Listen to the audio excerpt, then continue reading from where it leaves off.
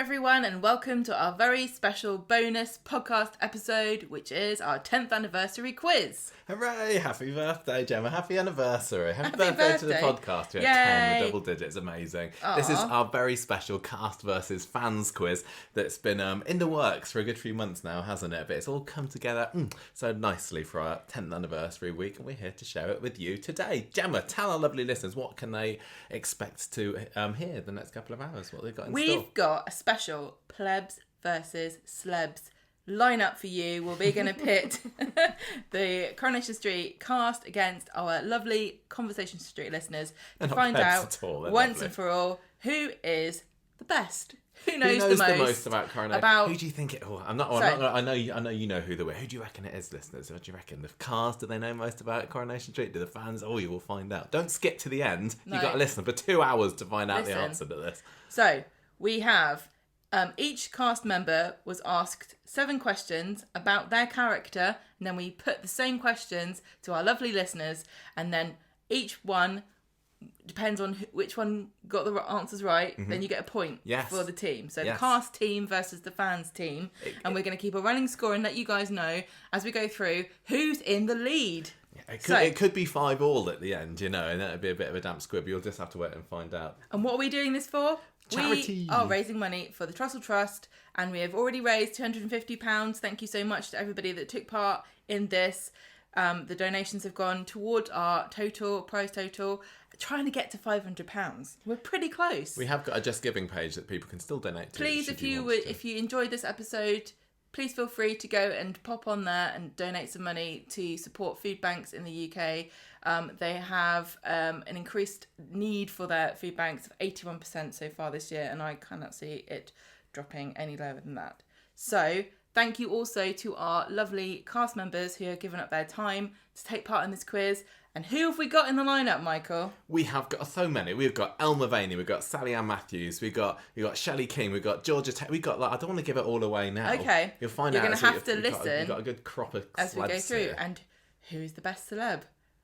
We'll find out. We will find out. Can I also add another thank you to Octopus Books, please? You can, yeah. Because not only do the fans taking part on this get a chance to, be on the 10th anniversary show, which is pretty special, they also get a copy of the soon-to-be-released Coronation Street puzzle book, which Octopus Books is releasing in October, I think. That's what I meant to say. Yeah. Is kindly donating to them. So thank you very much. Thank you. Octopus Books, you're very lovely people. And thank you, thank you to everyone who took part. So, without further ado, shall we get into our first round? Round number 1, we have Elle Mulvaney, who plays Amy Barlow, versus Charlotte. Take it away, Michael. And we've got our first contestant in the Cast vs Fans Corrie quiz for the podcast's 10th anniversary. It's only Elle Mulvaney who plays Amy Barlow. Elle, hello, welcome back. Hi, thank you for having me on again. That's all right, how you doing? I'm really good, this is so exciting. Thank you. Oh, well, thank you for being our first guest on the podcast's 10th anniversary. It's very exciting for us as well. Yeah, definitely. I don't know how good I'm going to be, but, we can try. We have. I mean, earlier this year, we did see Amy doing a bit of revision for her A-levels. Have you been revising for this at all? Maybe a little bit here and there. Maybe a little bit. Well, we have got 7 questions for you today, and I tried to make them so they're easier to harder, but I don't know. We'll just have to see how it goes, okay? And then we'll be putting the same questions to a fan to see who wins. So, question number 1. This is an easy one, all right? You'll get this one. In August 2019, Amy finds out that she has a half-sister. Who is it? Emma Brooker. Correct. Well done. 1 point. Okay, I knew you'd get that one. Okay, next one. What was the name given to Amy at birth? Because she's not always been Amy. Patience Cropper. Yes, congratulations. Well done. Good. That wasn't even you back then, was it? No, that wasn't me, but I know my stuff. Because you've been on the show for, how long is it now? 10 years, 12 years or so? I can't remember. 12 years. Yeah, God. Yeah, almost. Yeah, you're. Mad. So yeah, the podcast's 10 years old. You've been on 12 years. Fine. The podcast's almost about half your age as well, isn't it? That's really mad. Yeah. Okay, here comes. That's crazy. Here comes question number 3. In 2015, Amy winds Norris up by saying she's been communing with the ghost of which departed street resident? Blanche? It was Blanche. Yes, well done. Good. I had to think about that one then. I was thinking, I remember saying I see dead people, but I couldn't remember who. That's who it was. There was Norris had thought he'd seen like a wisp of smoke on his tablet or something when he was looking at the map of Weatherfield, and he thought it was Blanche's spirit, and Amy played up to that. You're going to get 3 out of 3 so far. Let's next one. I think you'll get the next one as well. What is Amy allergic to? Milk and lactose. Correct. Well done. Yeah. She. I remember. I don't remember whether this was you or whether it was an old Amy that made herself sick back in the early days by drinking a load of it. Was that you? Yeah, it was me. Was that you? That's where it all started. Yes, I remember filming it.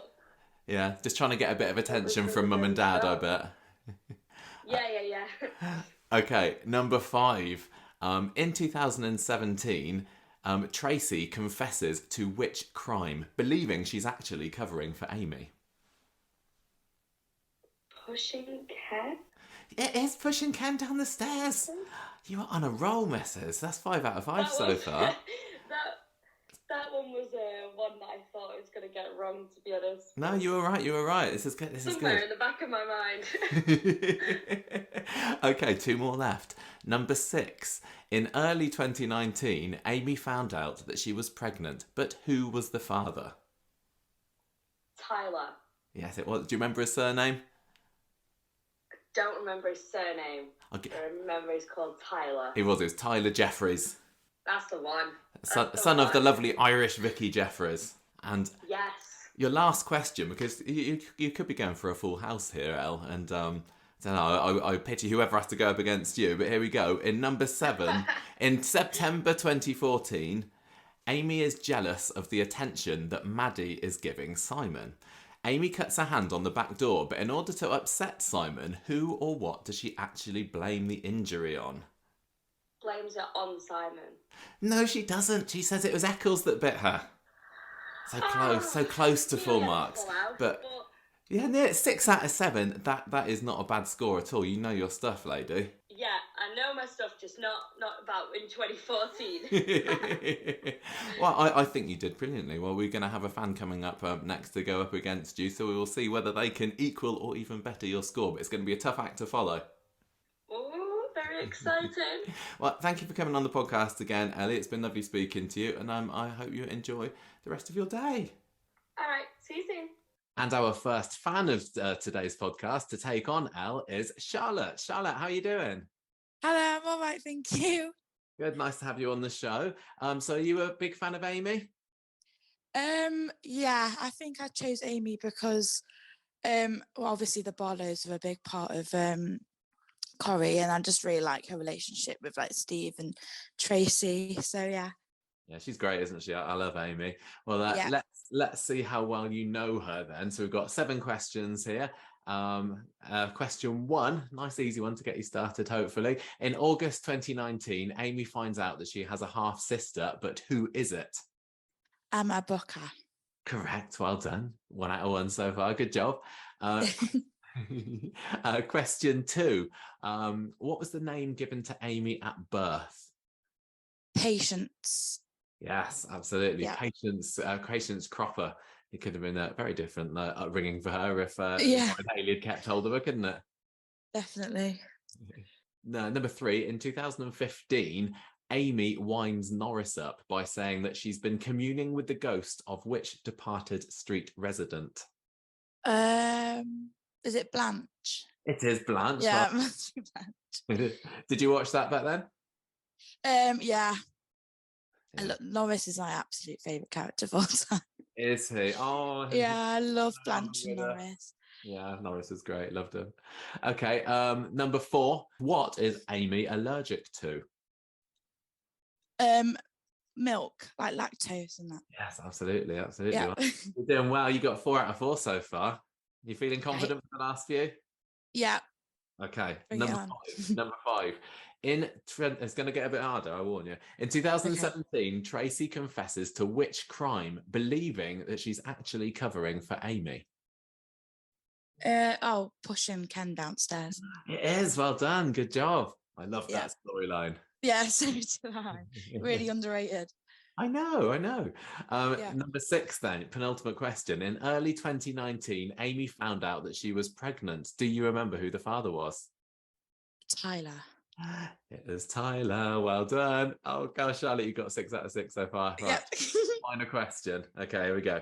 So in September 2014, Amy is jealous of the attention that Maddie is giving Simon. So Amy ends up cutting her hand on the back door, but in order to upset Simon, who or what does she actually blame the injury on? I don't. Eccles? It was Eccles. Is it? Oh, yes. yay! Oh, you got 4 marks. Congratulations. Yay, thank you. And I didn't know it. To tell you what, Elle herself got 6 out of 7. Yeah, one for the fans then. One for the fans. Oh, what a brilliant start to this quiz. Well done. Well, you know what? I was really impressed by Elle's score, but that was a tough one to beat. So you have done fantastically. Good job, Charlotte. Thank you very much. Fantastic. Did you enjoy that? Yes, I did. Thank you. Been looking forward to it. Oh, I've been looking forward to speaking to you again. Well, thank you very, very much for coming on the podcast today. Yeah, thank you for having me. No worries. Oh, let's hope the rest of the fans do just as well as you do. Yeah, hopefully. All right then. Thank you very much. Bye. Thank you. Bye-bye. Oh, check that out. An early lead from the fans there. Fans. 1-0. 1-0. Good job, Charlotte. Well, nice one. Actually, good job both, because there were some hard questions. And the end one, I don't think a lot of people would have got that. I know. I was really, really impressed with both of them, actually. I hope that you guys are playing along at home and keeping score and not a sneaky lie score, a real score. And it'd be nice if you could let us know what you got. Absolutely, right. So there's going to be 70 points at the end of this, aren't there? Because there's 10 questions, 7 there, each. Well, so out of 70, let us know. Post it on social media. What did you get in the great Coronation Street 10th anniversary quiz for Trussell Trust? Who is up next, Gemma? Next, we've got Salia Matthews, who plays Jenny, and Fiona, head to head. Who's going to win? Let's find out. And up next on the Corrie Cast versus Fans quiz, we have longtime friend of the podcast, Salia Matthews, who plays Jenny Connor. Hello, Sal. Welcome back. Hello. I'm quite nervous because I hear you do your weekly quiz all the time, and I know what a stern quiz mistress Gemma is. I'm hoping you're going to be. Well, she's not here with me at the moment, so you're all right. Okay, well, I might have a chance. Although she has vetted my questions as well, so they're not too bad. I know that you're going to smash this. I've had another look through the questions. I think you might do pretty well with this. I don't know. I'm knocking on now. My brain doesn't work in the same way. Right, come on. Well, I've kind of making them go easier up to harder, maybe. So I'll start you with question 1 just to ease you into it. Then, so easy question first. Jenny's father, Alan, was famously killed in 1989, but where and how? Oh, brilliant. Blackpool by a tram. Exactly. There you go. Oh, that's nice. Easy one. Well done. Okay. Oh, they're all like that. I'm flying. Number 2. After a 22-year absence, Jenny returned to the show in 2015, showing up as the blind date of which character? Kevin Webster. Yeah, there you go. You're feeling good about this now, aren't you? You can do this. Yeah, it's easy, isn't it? Number 3. Who does Jenny knock down in her car on Christmas Day 2018?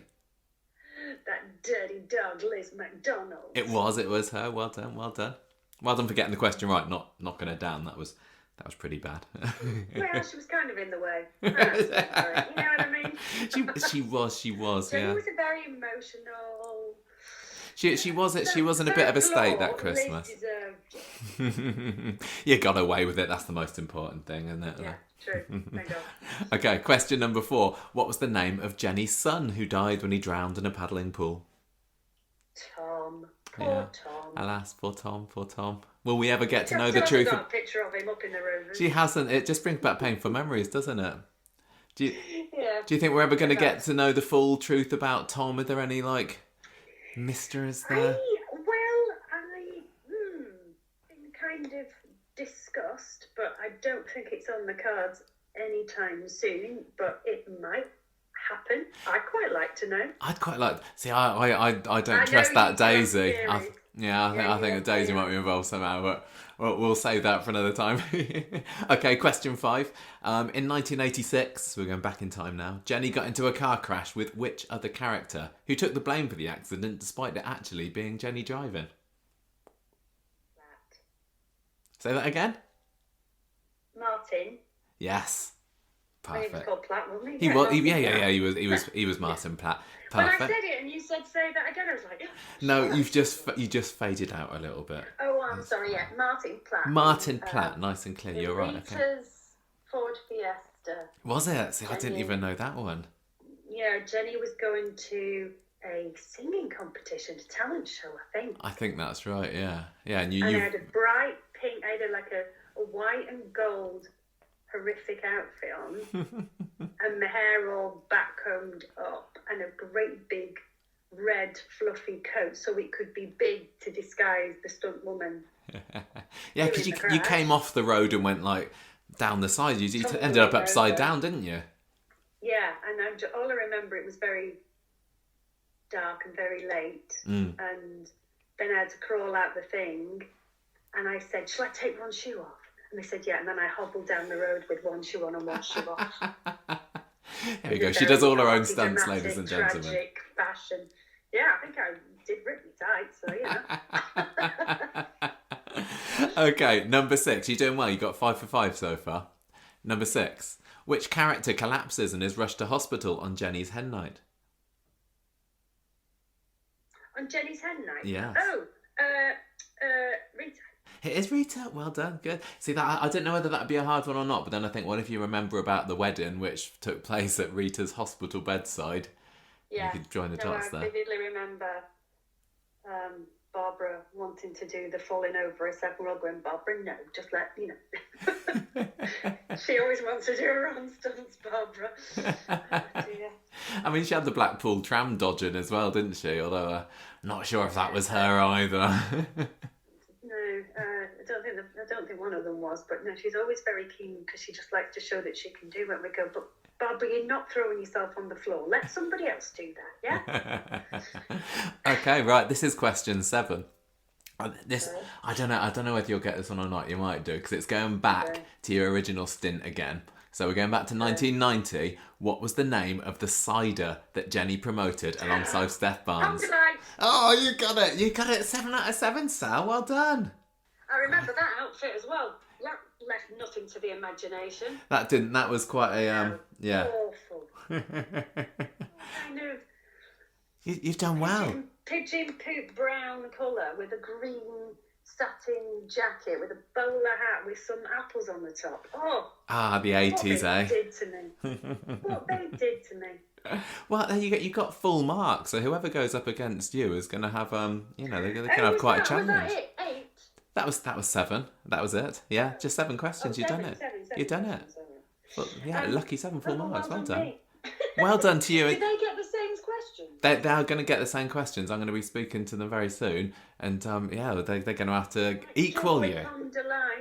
I know. Well, it depends whether they've done their research beforehand, doesn't it? They can have a look on your Corriepedia page beforehand if they want to get them all. It was a very successful cider brand, so you never know. It might be stuck in the memory. Oh yeah, I mean, do you still stock it in the Rovers now? You still got a couple of bottles out the back? Probably have, actually. Right, well, Sal, it's been lovely speaking to you, as always, on the podcast. Thank you for coming in today to celebrate our 10th anniversary with us. I know, congratulations, guys. Thank you very much. Thank you very much. Here's to 10 more, eh? Yes, absolutely. And for all of us, eh? Yeah, exactly. The same for you and the Rovers as well. Yeah. Right, I will see you soon then. Bye-bye. Bye. Bye. And now to challenge Salia Matthews with her knowledge of Jenny Connor, we have, calling from Bonnie, Scotland, it's Fiona. Fiona, hi, how are you doing? Hi, how are you? I'm okay, thank you. Lovely to speak to you. And you? So you're a bit of a Jenny fan? Yes, I am. I remember Jenny first coming into the show. So, yeah, she's been with me a long time, has Jenny. How long have you been watching? Many years. 1980, I think. Wow. Before I was born, just have to say Before that. you were born, Michael, yeah. Well, we have got questions from both her first and second stints here, so it looks like you're in a pretty good position to do really well today. Hopefully, fingers crossed. Right, here we go. Here's question number 1 for you then. This is an easy one. You'll get this one. So Jenny's father, Alan, was famously killed in 1989, but where and how? In Blackpool by a tram. Yeah, well done. Perfect. That's 1 so far. Next up, we've got question 2. After a 22-year absence, Jenny returned to the show in 2015, showing up as the blind date of which character? Kevin? Yeah, well done. Good job. Next one, we have a festive question for you. Who does Jenny knock down in her car on Christmas Day 2018? Liz McDonald. Drunk at the wheel, wasn't she? She was. love a nice Coronation Street Christmas disaster. Yeah, drunk Jenny's always good, Jenny. She is. Love a bit of drunk Jenny, absolutely. Question 4. What was the name of Jenny's son who died when he drowned in a paddling pool? Tom. It is Tom. Well done. You're doing well, Fiona. It's 4 out of 4 so far. You ready? It's going to ramp up though. Here we go. Question 5. In 1986, Jenny got into a car crash with which other character who took the blame for the accident despite it actually being Jenny driving? Martin Platt. It is Martin Platt. Oh, I'm so excited. This is good. Good. 5 out of 5. Okay, next one. Which character collapses and is rushed to hospital on Jenny's hen night? Oh. No, I don't know that one. Have a think about Jenny's wedding. Can you picture Jenny getting married? Oh, who was it? Oh. No, I'm not going to get this one. It was Rita, lovely Rita. Oh, it was. Oh, remember there in Rita in the hospital bed, Billy and Johnny and Jenny there. Oh, never mind. That's all right. You've done well up to this point. Number 7, though. Now, this is going to really test your Jenny knowledge. We're going back in time to 1990. And what was the name of the cider that Jenny promoted alongside Steph Barnes? The Fabulous Pomme Delight. It was Pomme Delight. Oh, congratulations. I don't know whether I'd catch you out on that one, but that is good. I'm better with old Jenny than newer Jenny. Yeah, never mind. 6 out of 7. That is a good score. That's pretty good. Do you want to know what Salia Matthews got? Go for it, tell me. She got 7 out of 7. No! Well, I can't trash talk her on Twitter. You can't. She beat you there. But you both did very, very well. But that's 1 point to the cast there. So never mind. Thank you so much for coming onto the podcast today to help us celebrate our 10th anniversary. It's been lovely speaking to you. And you. There we go. Oh, it's 1-1. 1-1. Oh, that was tense. Didn't Salia Matthews? I mean, they both did very, very well. But definitely, that was very good. Pomme Delight, who could forget? I'm drinking it right now. My favourite cider brand. Yeah, loved it. Also, really loved Salia Matthews' intense knowledge of her wardrobe. Who could forget those outfits? I know. Oh, so it's 1-1 now. Oh, well done, both of you. Well done, Fiona. Well done, Sal. And now, who have we got up next? It's Charlie DeMello. That's right. Who played Imran up until fairly recently. Have you missed him, everybody? Because we have. He's back again, just for us. Yeah, thank you very much. Yes, and he's up against a fan. He's up against Una, who's going to be showing off her Imran knowledge. Who is going to win? Let's find out. And up next on the Corrie Cast versus Fans quiz, we have got a bit of a podcast favourite. It's Charlie DeMello. He's back, everybody. Charlie, so lovely to hear. He's back. He's gone, but he's not forgotten. Supposedly. Hello, how are you doing? How have you been?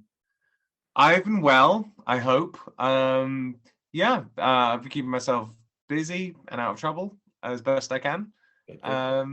Missing everybody dearly, of course. I bet you are. I bet we're missing you too. I thank you for joining us on our special anniversary podcast today. It's lovely to have you here. We couldn't do it without you. Well, I mean, you could, but it would be lesser. It would. I have got a quiz for you, Charlie, and this is an Imran quiz. We're going to see how much you've remembered from your character. Now you've left him behind. It's been some time, but I'll see. And also bear in mind, for whatever it's worth to those listening and or watching, I had forgotten about this quiz, so I've done no revision whatsoever. So whatever I do get right, consider it to be, he's got a good retention for things, not he lucked out. Well, we're going to start off with an easy one, Charlie. So question 1 is, what is the name of Imran's ex-wife? Sabine. Being correct. Played by the lovely Zora Bishop. Yes, very well by the lovely Zora Bishop. It was a lot of fun last year. Okay, right. Number 2, you got to get 3 names for this one. Name all 3 of the foster children that Imran and Toya have looked after over the past few years. Okay. So there's baby Mason. Correct. Who was our lovely little pillow. There is hello, baby. Kelly Nealon. Mm-hmm. And there is Elsie. No surname. That's Elsie, no surname. Yes, exactly. Yes, I'm a genius. Well done. 2 out of 2. Right, next one. I know you'll get this one because we talked about this one when we talked earlier this year. But Imran made his first appearance on Coronation Street during which special family event? Oh, it would have been Rana's wedding. Was or sort of second wedding, kind of. It was the kind of the legal side of the wedding because they'd had a proper Muslim wedding earlier in the year, and I showed up for the signing of the thing that people sign at weddings. Exactly right. Well done. Okay. Right. Next one. Getting a bit harder now, maybe. In January 2018, Imran defends Luke Britton in court, but what had he done? Did I? You did, apparently, according to Corriepedia. I think I maybe remember this myself as well. Oh, I know he punched someone. Is that what it was? Yeah. Did he punch a racist? Did he punch a racist? Punch a racist? Yes, he did. Well done. It was some clients. Yes! It was some clients of Aidan Connors, or some potential clients maybe, who were a little bit racist towards Luke and Alia. So he defended Luke. Did I have court scenes with Luke Britton? I don't remember that. Yeah. And then he got shot. Then he got shot. He did, yeah. Okay, number 5. Can you name both of Imran's parents? What are their first names? Oh no! I got you with this one. Oh, Syra is his mum. Yeah. Oh God. What was his dad called? It's Chris Desange who plays him. Don't get any points for that, Charlie. Oh, Habib.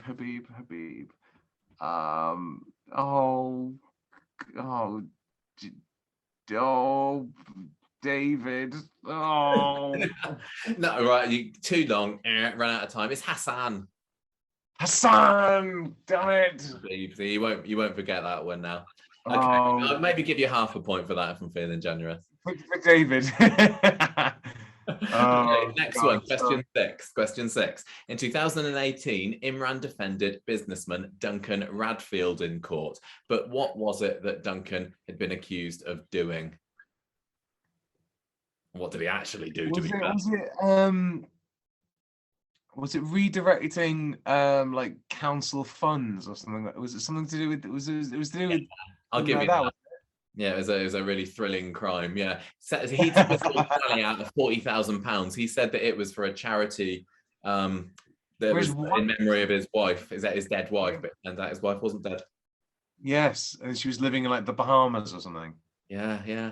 Usually Imran has been like defending the goodies, hasn't he? But that was definitely he was yeah, and that is the case. He also won. He managed to send Sally to prison. Yeah. Right, last question, Charlie. You ready? No, but go on. In mid-2019, Claudia advised Toya to dump Imran, but why?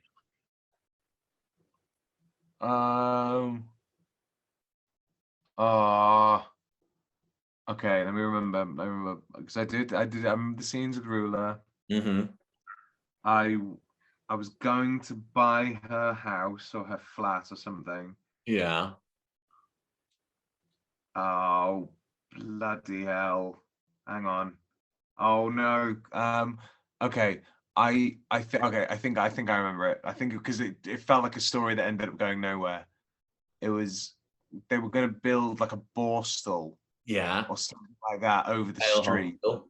Bale Hostel. Mm-hmm. Opposite her house. Yes. Her house was going for X amount. I was like, good, I'll take it. Bale House doesn't end up happening, and I just straight up don't tell her. Yeah. She finds out and goes, "You're a piece of garbage. You're the worst. You should dump him because he's the worst." Well done. You got it. You remembered. That's almost full marks though. You didn't It was remember only my dad's name I couldn't remember. Yeah. Good job. Good job. Yeah. Brilliant. Well, we're gonna have to see whether an Imran fan can top you. An Impan. Yeah, an Imran fan. Yeah. Well, thank you. You did a good job. Thank you very much for coming on the podcast again. This might be your last podcast appearance, but I'm sure we'll find a way to get you on again sometime, Charlie. Don't know what we'll talk about, but you should do an alumnus special. Get me and George in. Yes, we should. We could. It'd be like a reunion, wouldn't it? Yeah, we'll do a post Corrie decompression. Yeah, like he's had a family, he's had many children, and we'll see what the hell I've been up to. Probably maybe we should do it like when is it? 2017 becomes classic Coronation Street on ITV3 in about 20 years time. 2037. Yeah. Okay. How old will I be then? Jesus. Get it done. Younger than me, Charlie. So I'll be nearly 50. So yeah, no, I'll do that. That sounds good. Get it in your diary, all right? It's in. Right, I will let you go. Thank you very, very much. It's been lovely having you on again. As always, thank you very much. All right, bye-bye. Bye-bye. And now to challenge Charlie with her knowledge of Imran, we have got a new guest. It is Una. Una, how are you doing? Hello. Hi, Michael. I'm fine. Thank you so much for having me.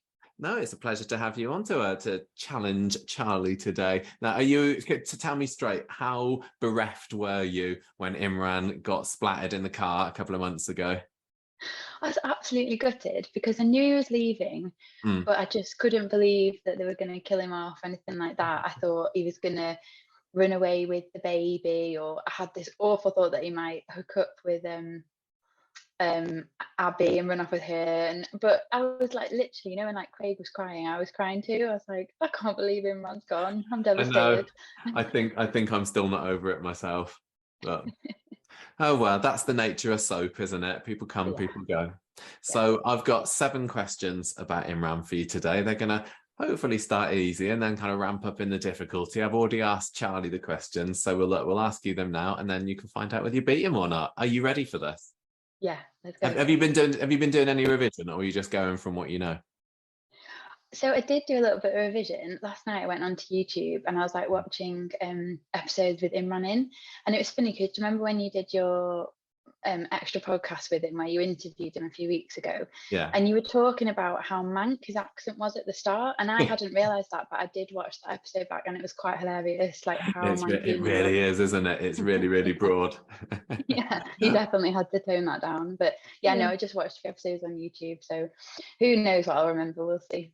Let's have a go. Right, well, question 1 for you, hopefully fairly easy one. What was the name of Imran's ex-wife?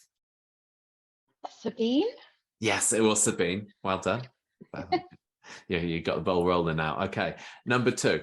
So he's been involved with lots of fostering stories over the last few years, but can you name all 3 of the foster children that Imran and Toya looked after over the past few years? Oh my gosh, I can't remember. I know they had that baby at Christmas time, but I don't remember the name.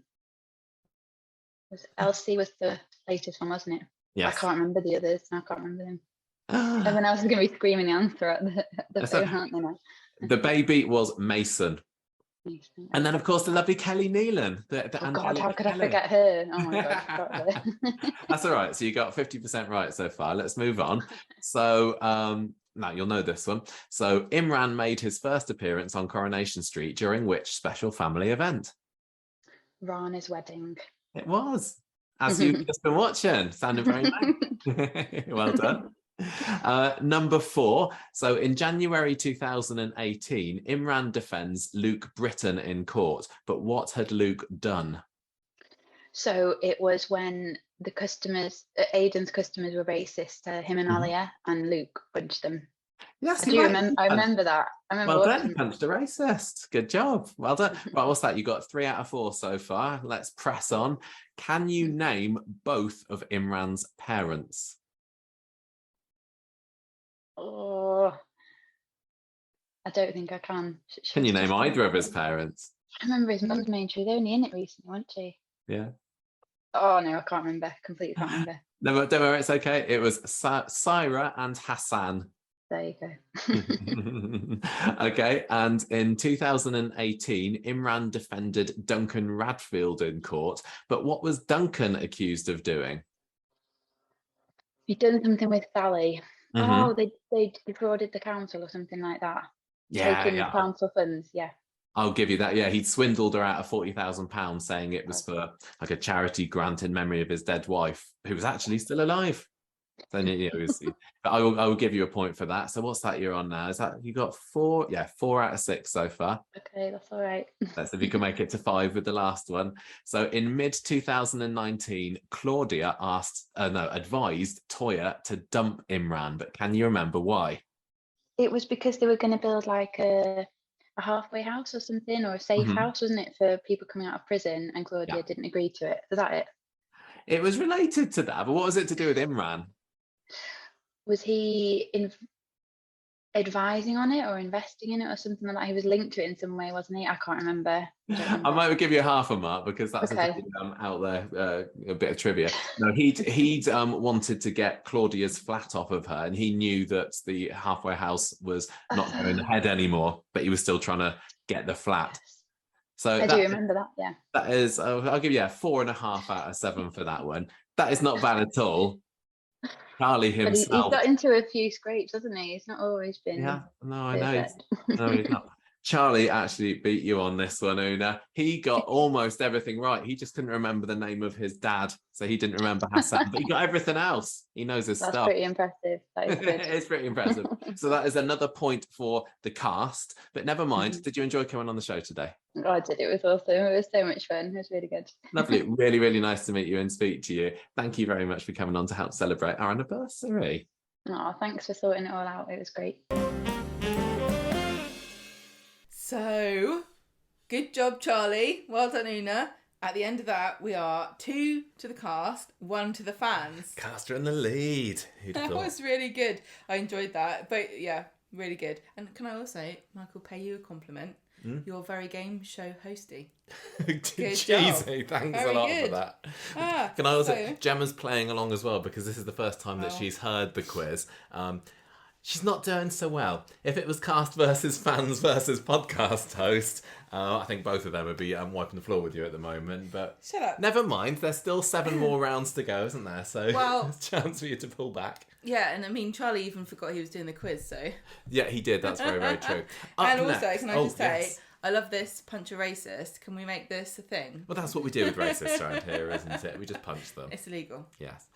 Up next, we have got the newly married Sally Carman. So I think she's calling herself Sally Carman Datine now, actually, but she wasn't back when I recorded this with her. So we'll go with Sally Carman for the moment. She plays the lovely Abby, who's a big fan. We are a big fan of. She probably loves the podcast. I don't know, but we're a big Abby, fan the of character, loves podcasts, yes. And she is enthralled with this one called Coronation Street, which is weirdly like her life. And if she listens to it, she might start having an existential crisis. Yeah. And who's she going up against, Gemma? She is going up against Richard. And who is going? So we need a fan. We need a fan win to equalise it. Come on, guys. Come on, Richard. Let's find out. And now on the podcast, we have got Sally Carman, who's come to give us a go. Hello, how you doing? Come to do our Corrie cast versus fans quiz for our 10th anniversary. How you doing? Well, I was all right, but now I'm extremely nervous. You don't worry, you'll be fine. I'll start you off some easy ones just to get you feeling all right with it. Let's see how you do. So you've got 7 questions. Here is number 1. You'll get this. Right. Number 1. What are the names of Abby's twins? Oh my goodness. Come on, Sal. This is the easy one. Lexi, and I want to say Charlie. Yeah, there we go. Charlie and Lexi. Yay! Oh my goodness, how bad's that? What a terrible mother. I mean, come on. Well, we know this. It's just more proof. You're just staying in role, aren't you? Like, who cares? Yes, that was just me in character. Obviously, in real life, I knew those answers. Okay, number 2. Whose car does Abby torch in 2020 as an act of revenge? Ray, what's his face? I'll give you that. Ray Crosby. Crosby, that's the one. Yeah, him. Oh, that was a great scene. I love that. Yeah, it was great. It's my favourite bit ever. Is it? Yeah, it was awesome because we actually did the explosion and it was like, oh, come on. Brilliant. And it must have been one of those, you got one chance to do it, haven't you? Yeah, absolutely. Absolutely nailed it. Love it. Okay, number 3. How does Abby prevent Jeff from ruining Sally and Tim's wedding? Easy. She locks him into the conservatory. Yeah, definitely. Nice one. Okay. 3 for 3 so far. Let's have a go at number 4. So in late 2018, Tracy Barlow tries to frame Abby by smashing up a car that she's working on. This later causes the car to crash, but whose car was it? It was... it was Kim Marsh's car. It was Kim Marsh's car. Who's that, though? That's... oh, no! What was she called? Oh my goodness, I'm so bad with names. Honestly, I'm not this. No, I am. I'm terrible. What was she called? Okay, I'm going to have to hurry yourself. Absolutely no. I might give you half a point. No. It was Michelle Connor. Michelle, of course it was Michelle Connor. Yes, brilliant. Iconically played by Kim Marsh. Of course. There we go. Do you when you're working on the show, do you forget each other's character names? Like, is there ever like, get the wrong name or anything? I do it all the time. Yeah, I'm rubbish. I'm really bad. Especially, weirdly, with Cy Gregson. I call him Cy all the time, or I call him Steve. Do you? Yeah, it's really, really weird. I don't know what it is about him, but I do love him. Have you ever had any bloopers where you've said the actor's name rather than the character's name when you've been filming? Yeah, all the time. Yeah. But at least not live. They did that. Do you remember on the they had an EastEnders live episode a few years ago? They said the Adam. With Adam Woodyard. See, I remember their names. That's worrying, isn't it? Right, number 6. So while she's in prison with Sally, I know that I haven't even done number 5. Number 5, let's go back. In 2018, number 5, whose house does Abby move into and claim is hers in an attempt to fool the social services into thinking her home life is stable? Eileen Grimshaw's. It was Eileen, straight in there. Number 11, well done. Good. So number 6 then, this is a prison question. She's in prison with Sally. Abby punches Sally in the face. But why? Because is she up for parole? Oh no, what is it? What was the reason? She didn't want to, for some reason, she didn't want to be up for parole. Is that true? Oh, I don't know. I've forgotten. I've completely forgotten. I might give you a half one. Sally's trial was coming up and they wanted to delay it so that Sophie could go and find some more evidence. Oh, that's right. Yeah, but maybe it was a parole thing. I don't know. I'm going to look into that as well. No, it would have been. You're correct. I'm absolutely wrong. Yeah. Okay, was it all right? You got 5 out of 7 so far. Oh dear, I don't know. Terrible. Oh, is it 4? No, you're 4 out of 7. Storylines. You're actually asking me about my own. That's dreadful. Yeah, I thought I'd make it easy for you. Number 7 is this is a proper fan question here. I don't know whether you're going to get this one, but you never know. Right, here we go. When Abby's English teacher, Brian, asks her to write a short story, she plagiarises an episode of a popular zombie TV show to come up with the plot. But what was the name of the show?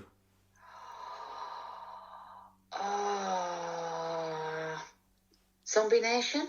Oh, no, it's okay. It was Zombiesy. Zombiesy! Of course it was. That classic. See, I asked Gemma this one earlier and she got this one, but she does like a good zombie thing herself as well, so that's probably why that's stuck in her head. That's awesome. That is not too bad. You got 4 out of 7 there. That's very generous of you, Michael. That's respectable score, and we will see whether an Abby fan can beat you on that one when we chat to them later. I have a feeling they will. Well, it has been lovely speaking to you today. Thank you so much for coming onto the podcast. Thank you. All right. Enjoy the rest of your day. Bye-bye. And to challenge Sally Carman, we have Richard. Richard, hello there. Welcome to the podcast. Hi, Michael. Hi, how you doing? I'm really good, thank you. How are you? I am okay. So are you a bit of an Abby fan, are you? I am. I love Abby's attitude. I also love the way in which the show have allowed her character to mature over the last few years. Yeah. Although she does some very immature things, but no, I'm a big fan of Abby. Were you Abby's side or were you Toya and Imran's side in the recent baby battle? I was Abby's side, but in all fairness, I think that the magistrate or whoever made the decision made the right decision. Yeah. Okay, well, let's see how well you are, well versed you are in Abby trivia. I've got 7 questions for you. So let's get started with them. Nice, easy one, I think, to start. What are the name of Abby's twins? The twins who now live in Australia are Charlie and Lexi. They are, well done. There's a point. Siblings. Good start. The siblings, indeed. Yeah. Now, number 2, and I really love this scene. This is one of my favourite Abby scenes. Whose car does she torch in 2020 as an act of revenge? Ray Crosby's. Correct. Well done. Walking away from the explosion. Pretty cool. Okay. Number 3. How does Abby prevent Jeff from ruining Sally and Tim's wedding? She locks him in Sally and Tim's conservatory. Correct. Well done. Oh, you're doing well. You've got 3 out of 3 so far. I used to make these harder. Right, let's try this one then. So in late 2018, Tracy Barlow tries to frame Abby by smashing up a car that she's working on. And this later causes the car to crash. But do you remember whose car it was? It was a very convoluted storyline, and I think it was Carla's. It wasn't Carla's, it was Michelle's car. Michelle, sorry. That's all right. You remember she had a crash there, and that was when who was it? It was when Ali ended off killing off that evil Roman Truman. Yeah. That's all right. There's only your first one wrong so far, so you got 3 out of 4 so far. Number 5. In 2018, whose house does Abby move into and claim is hers in an attempt to fool the social services into thinking that her home life is stable? Eileen Grimshaw's, where Seb is living at the time. Absolutely right. Well done. 4 out of 5. Good job. Next one. While she is in prison with Sally, Abby punches her in the face. Do you remember why?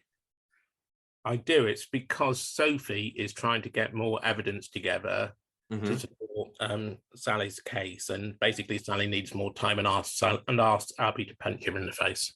That's absolutely right. Good job. Right, you've got 5 out of 6 so far, and here is your final question. And this one was, when I was putting these questions together a while ago, I thought this was like quite an obscure question, but it's actually been referenced a few times since in the show. So when Abby's English teacher, Brian, asks her to write a short story, she plagiarizes an episode of a popular zombie TV show. What was the name of the show? I don't know, but I'm going to guess it's Zombie Apocalypse. Oh, it was Zombiesy. Zombiesy, okay. Do you remember a couple of weeks ago we saw it was enjoying that as well? Yeah. Right, you have got 5 out of 7, Richard, and I'll tell you that Sally Carman got 4 out of 7. So you beat her. Thank you. Congratulations. So that's an extra point we have for the fans. Good job. Did you enjoy that? No, that's a really good experience. Thank you for the opportunity. No worries. Well, thank you very much for coming on to the podcast today. Lovely to meet you. And you, Michael, enjoy the rest of your school holidays. Ooh, that was so close. You know, actually, Sally Carman got 4.5. I know. She out of 5.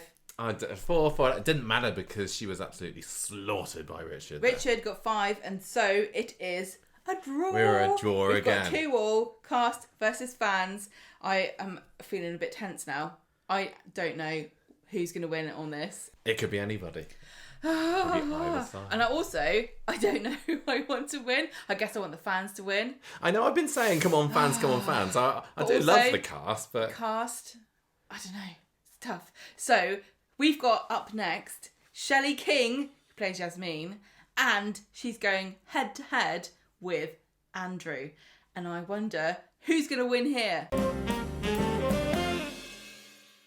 And our next contestant on the Corrie Cast versus Fans quiz is Shelly King, who plays Jasmine Metcalf. Hello, Shelly. Welcome back to the podcast. Oh, hi. it's lovely to be here on a sunny day. Well, it might not be sunny when they hear this, but it is today. So it's a sunny day for us as well here. Let's keep this carries on. I hope this carries on. How are you doing? You all right? I'm good. I'm a bit tired, terribly busy. I'm glad to hear it. Busy with work stuff. Yes, good. Yes, very, very busy with work stuff. Yeah. But then I'm going on holiday, which is nice. After about 5 weeks, so then I'm going on holiday. Then I'm busy again. But anyway, that's right. Shelly, I've got some questions for you, all about Jasmine. Good. So I want to see how well you know your character. So are you ready? I'll try. Yes. Well, I think they maybe start easier and then get a little bit harder. So I'll ease you in with an easy one. Okay. So what was the name of the chicken that once belonged to Jasmine but was fed to her by Jeff? Well, I think it was. I can't remember whether it was Emily or Charlotte. I think Emily was fed by Jeff. I think it was Charlotte Bronte. I've got Charlotte Bronte in my notes. I knew it was one of the Bronte sisters. Maybe it was Charlotte. Yeah, go on, Charlotte. Never mind. Okay, what about this one then? What about this? Where did Jasmine and Jeff get married? In what's it called? I always say Los Angeles, but I know it's not Los. It's where they have all the gaming and the. It is. God, what's it called? Viva. In the desert. Yeah. The gaming place. Oh God. It's very. You can tell me that one because I know that one. You do. I'll give you a half mark. It's Las Vegas. Viva Las Vegas. I know. It's very early in the morning that you're asking me these questions, but so. Yeah. The excuses are coming out now. Oh God! So, I know what it was in the desert gaming machines. Yeah. That's okay. That's okay. So you are still Jasmine Metcalfe, aren't you? You haven't gone back to Nazir. I am still. You'd have thought that maybe Jasmine would have wanted to drop that, but. Well, yes. Well, it's not really up to me. I'm afraid. No. I mean. Yes, I think that would be an interesting thing, but I don't know. Maybe we will see what the future holds. I don't know what maybe she feels a loyalty to him, maybe. And that side of the family, not to completely diss the man that's his father. Yeah, maybe. I don't know. Okay, right. Question 3 then coming up. What was Jasmine's job when she moved into Coronation Street? She was a librarian. Yes, it was. Well done. Your first definite point. You're straight in there with that one. Yeah, because I said that. I mean, we talked about that. We invented the whole character, you see. So, which is why she started as a librarian in the 70s in Britain when you had to have a first-class degree from a British university in order to be a head librarian. Yeah. So she's 2 years older than me. Just thought I'd put that in case. And then sadly the library burnt down, didn't it? After your sit-in protest there. Well, yes, sadly, but she tried to build a library in Roy's Rolls. Oh, she did, didn't she? Yes. And that's where the community centre came from. Yeah, that's right, and it's gone as well. That's gone because it was hocked to pay her debts. Yeah, it's gone altogether. Yeah. Okay, question number 4 then. Let's see if you get this one. In 2015, Jasmine becomes Tracy's latest enemy after finding out that Tracy was guilty of which crime? Well, she burnt down the property that her son died in. Cal. Yeah, poor Cal. Died. It wasn't really a crime though, because she claimed innocence as always, because she didn't mean to do it. It was an accidental burning, wasn't it? It was an accidental burning, but they don't get on well. No. The two of them, and I'm hoping that something will come of that eventually. Yeah, me too. Well. Yeah. Okay, I'll give that's another point. Just a little matter of interest. I don't know whether you are interested. We both went to the same drama school. Oh, did you? Yes. So that is interesting. Which school's that? Webber Douglas, which was a major drama school until drama schools changed from vocational institutions to universities, and our head principal didn't believe in that. Because, and anyway, so a lot of drama schools switched to universities, but Webber didn't want to. Rafe Jake. Interesting stuff. Thank you. Right. Ready? Next question. Okay, so you got 2 so far, maybe 3 if I'm feeling generous and give you the Las Vegas one. Go on. I Right. just couldn't think of the... Right, number 5. Right, in 2014, we talked about this earlier, Jasmine opened Jamila House Community Centre on the site of which previous Victoria Street business? So what was there before the community centre? I think, oh God, I think it might have been the Butchers. It was the Butchers. Yeah, well done. Elliot and Son Butchers. Yeah. Nice. Okay, good. On a roll. Come on. Yeah. Number 6. Right, this is a name. What was the name of the woman who Sharif had been having a 7-year affair with? Sophia. So close. It was Sonia. Sonia. Really close. Good fine, actually. So she stayed with me when we were shooting all of that. Oh yeah. So I should know that. Oh, I'm so sorry. Never mind. It's fine. It's fine. Yeah, it's all right. Last one then. This is a tricky one.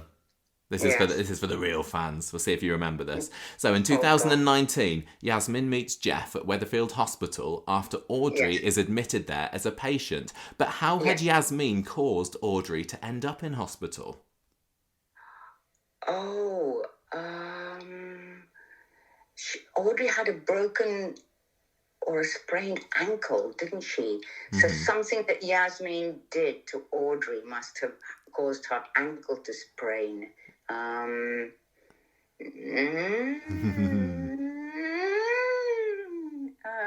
Jasmine, I don't know, tripped Audrey up. No, I will put you out of your misery, see if this brings any memories back. So Sally was trying to stop Jasmine moving her bird feeder, and then they had a bit of a tussle, and Audrey's knocked over in the scuffle. Oh my God, was it? Oh, well, there you go. Do you remember it ringing any bells? Is it coming back to you? Yes. I couldn't remember. I was having a look down your Corriepedia page, and that one jumped out to me. I'd forgotten that one as well, so don't feel too bad about that one. That was quite a while ago as well. No. Never mind. How many did you get then? 1, 2, 3, 3.5, maybe 4-ish. That's not a bad score. Because I have a mental block about that place. You see, even now I can't think. I really have a mental block about. Well, we will see how a Jasmine fan does up against you, and see if I'll give you that extra point. Give it to them if they get the place the gaming place where they have Little Venice and all that sort of thing, and yes. Okay. Money and archers things and oh God. Well, look, Shelly, it's been lovely speaking to you again on the podcast. Thank you for coming on to help celebrate our 10th anniversary of Coronation Street. Yes, thank you. My pleasure, always. Lovely. And I look forward to seeing what's coming up next for Jasmine as well. Okay, well, I will let you go. Thank you very much again. And up now to challenge Shelly King with his Jasmine knowledge, we have got listener Andrew. Andrew, hello. Hello, Michael. How are you? I'm all right. How are you, sir? Oh, brilliant. Very excited, quite nervous, but yeah, ready whatever comes my way. Good. And I think we should refer to you as Andrew M, as that's how you're often referred to in the feedback section of the podcast. Yes, that's right. There's a few of us, I think. So are you a bit of a Jasmine fan? I am, yeah. I've certainly always enjoyed Jasmine and really enjoy Shelly King's portrayal of her. Obviously, the Jeff storyline was probably one of my favourites of all time. But whether I go to pot while the spotlight's on me or not, I don't know. But fingers crossed not. Let's find out. Well, question 1 is related to that story. What was the name of the chicken that once belonged to Jasmine but was fed to her by Jeff in 2020? I'm going to say Charlotte Bronte. It was Charlotte Bronte. Congratulations. Yeah, you're on a roll now. That's good. You got your feet off the ground. Let's go. Number 2. Where did Jasmine and Jeff get married? Oh, was it Las Vegas? It was Las Vegas. Well done. Yeah, 2 for 2, 2 for 2. Come on, let's go do it. You're doing well. Number 3. What was Jasmine's job when she moved to Coronation Street? Oh my goodness. Was she librarian? She was a librarian. Well done. And then, do you remember they did a sit-in because the library was going to be closed or something, but then it burnt down anyway? I was going to say, didn't it burn down? Which feels quite bizarre thinking back now. It does. Soap say, what are they like? Number 4. Right. In 2015, Jasmine becomes Tracy's latest enemy after finding out that she was guilty of which crime? Oh, I'm going to have to pass. I don't know. How could she started the fire that killed Cal? Oh, of course. Salia caught fire. Oh, don't worry. That was going back good, 7 years now? That's okay. Although we are going to go back further with the next question. Number 5, this is going back to 2014 when Jasmine opened the Jamila House Community Centre. But what used to be there before it was a community centre? Do you remember, on the same site? Oh, no. What was before the community centre? Oh, no. No, Andrew. I can't remember. I've gone blank. It was the butchers. Oh! Of I was course. going to say, was it the hardware shop? But I think that's the kebab shop, wasn't it? Yeah, that was DNS Hardware is where the kebab shop is now, ages ago. Okay, don't worry. We've still got 2 left. You can do this. Right. Oh, I hope so. The next question is a name of a character, but I'll let you off if you just give me her first name. So what was the name of the woman who Sharif had been having a 7-year affair with? I think I know this one. Is it Sonia? Yes, it is Sonia. Yes! Congratulations, you're back on again. Sonia Rahman. I wouldn't have remembered the. I would not have remembered that either, don't worry. So that's 4 out of 6.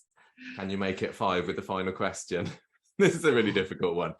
Right. In 2019, we only have to go back a few years. 2019, Jasmine meets Jeff at Weatherfield Hospital after Audrey is admitted there as a patient. But how had Jasmine caused Audrey to end up in hospital?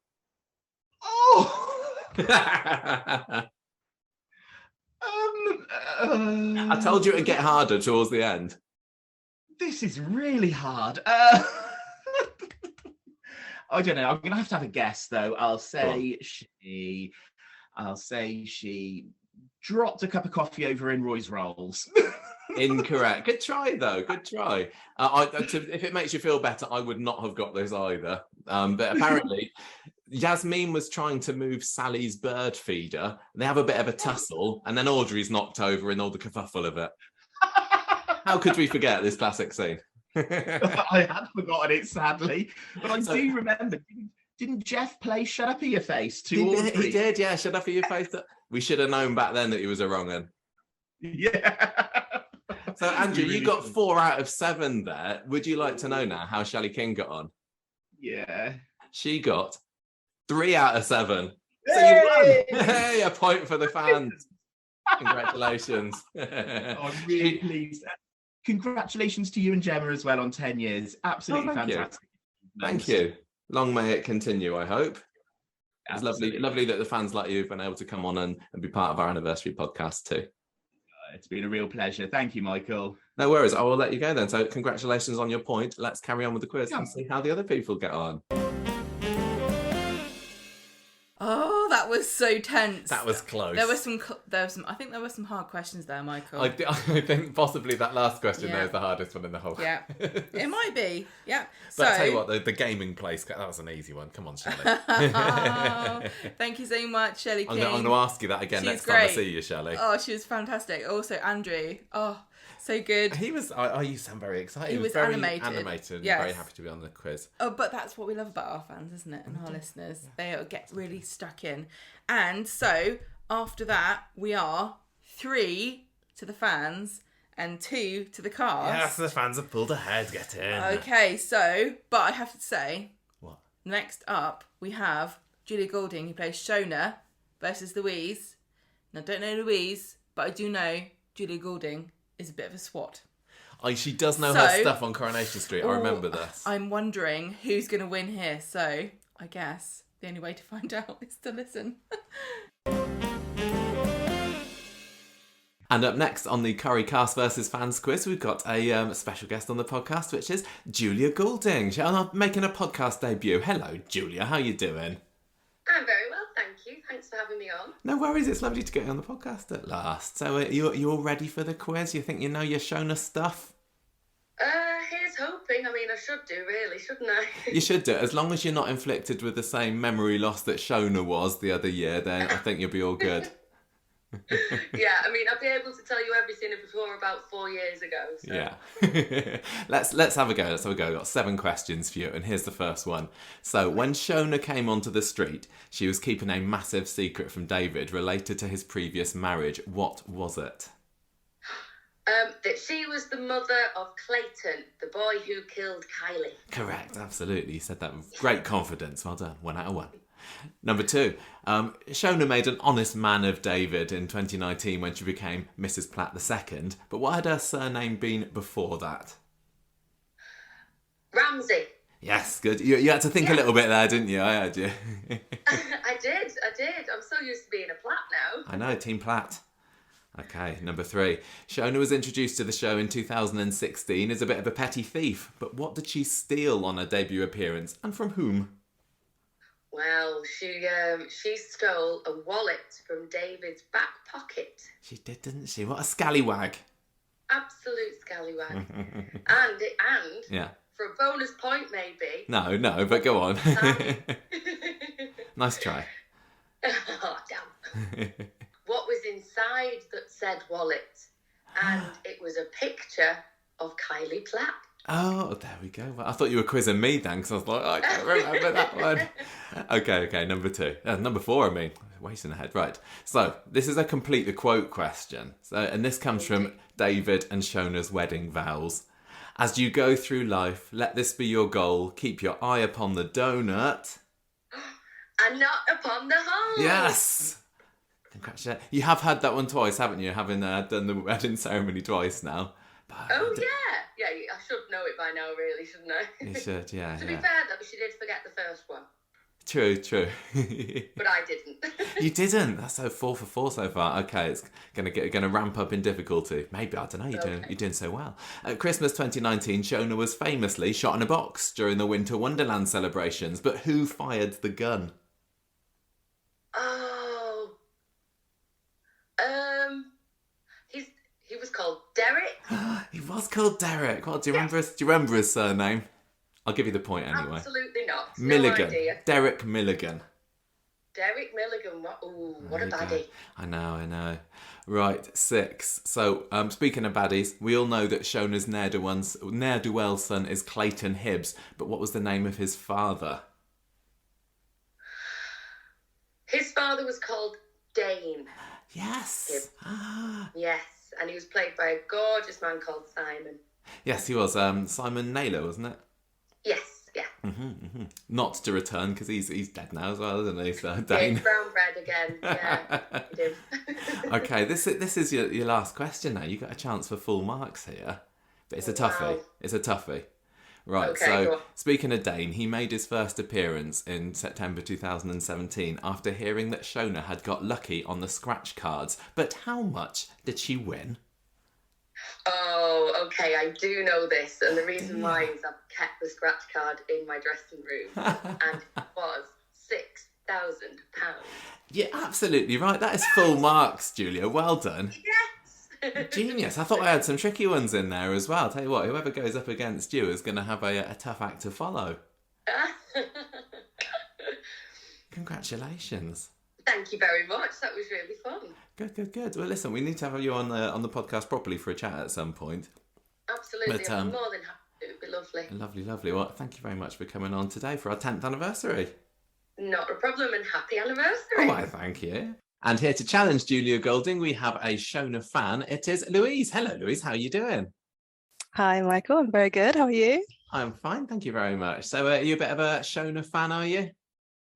Yeah. She's I think when she joined the show, like instantly really liked her as a character, love her relationship with David and all the backstory. So yeah, one of my favorite characters. So do you prefer pre-shot on a box Shona or post-shot on a box Shona?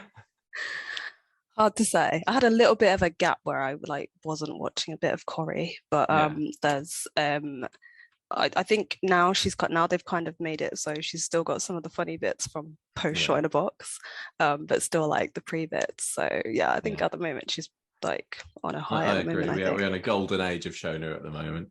So have you been doing any revision for today? Especially those bits that you weren't watching. That was the thing. Yeah, I've done a bit. I didn't want to do too much because I want to rely on my innate fan knowledge. But yeah, we'll see how far that gets you then, shall we? Let's kick it off then. So question number 1: when Shona came onto the street, she was keeping a massive secret from David relating to his previous marriage. What was the secret? That was that she was the mother of Clayton, who killed his wife Kylie. Correct. Well done. Good job. Well done. Okay, number 2 then. So in 2019, Shona made an honest man of David when she became Mrs. Platt II. But what had Shona's surname been before that? I think it was Ramsey. It was Ramsey. Well done. 2 out of 2. Okay, good. So in 2016, that was when Shona came into the show and she was a bit of a petty thief. Do you remember what she stole in her debut appearance and from whom?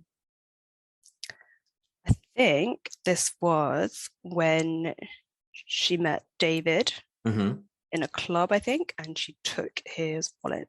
She did. Well done. Yeah, good. And I think that was it had Kylie's photo in, I think, didn't it? And that's how she kind of made the connection to who you was. That was it. Good. Okay, right. Moving on to question 4 then. So this is a complete the quote question. Okay. Right. So this is from David and Shona's wedding vows. As you go through life, let this be your goal. Keep your eye upon the donut. And not the hole. Yeah, I'll give it. And not upon the whole. Yes, nice one. Well done. Nice rhyming wedding vows there. Good. Right. Good. 4 out of 4. Oh, you're doing well. Number 5. Christmas 2019 now. This is when Shona was famously shot in a box during the Winter Wonderland celebrations. But who fired the gun? This is Gary's associate. I want to say Derek. You can say Derek if you like, and you'll get a point if you do. It's Derek. I'll say Derek. Derek. Do I need the surname?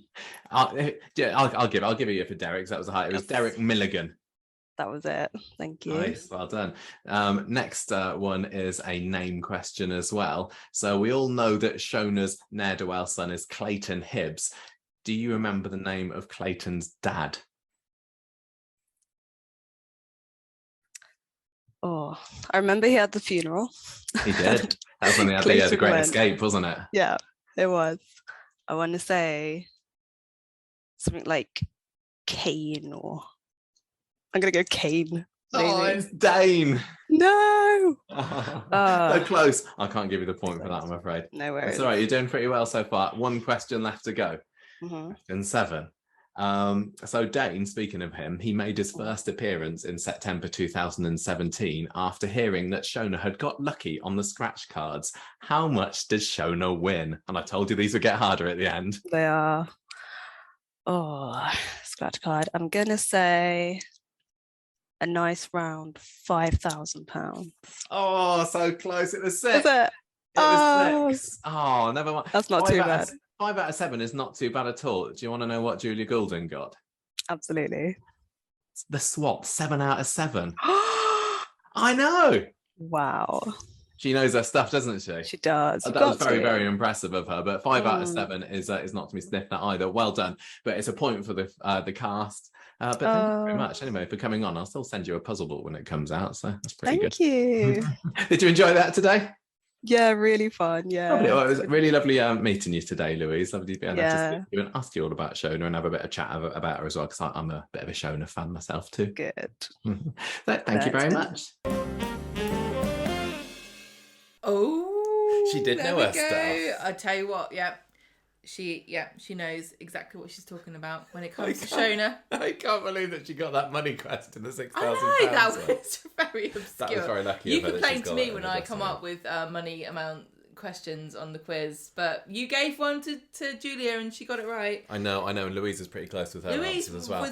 Did really well. Not good enough to get a point for the fans, though. It's a draw. I know, 6 questions in, we're over halfway and we're at a draw.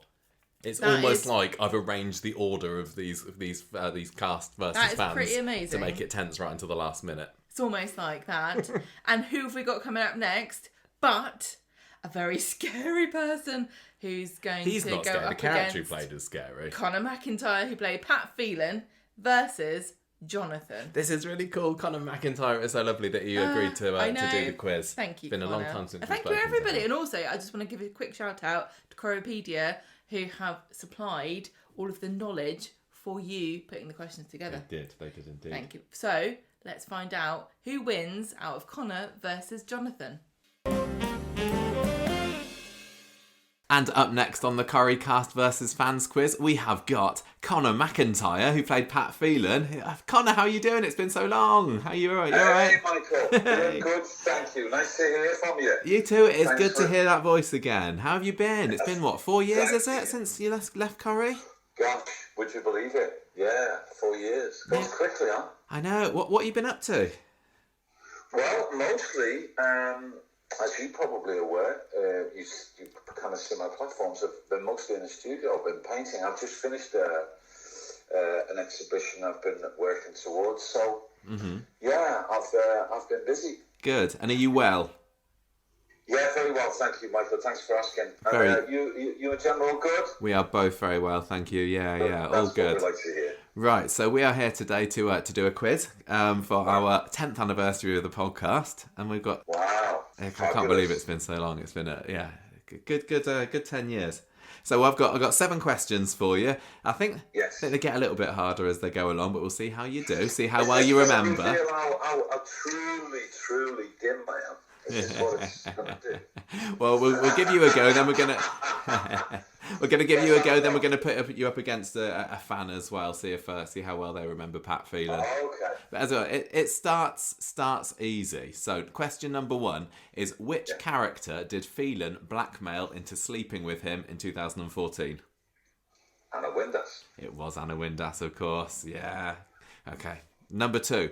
So still on the subject of Anna, she eventually got her revenge by stabbing Phelan in the bistro kitchen. That was during the wedding of which 2 characters?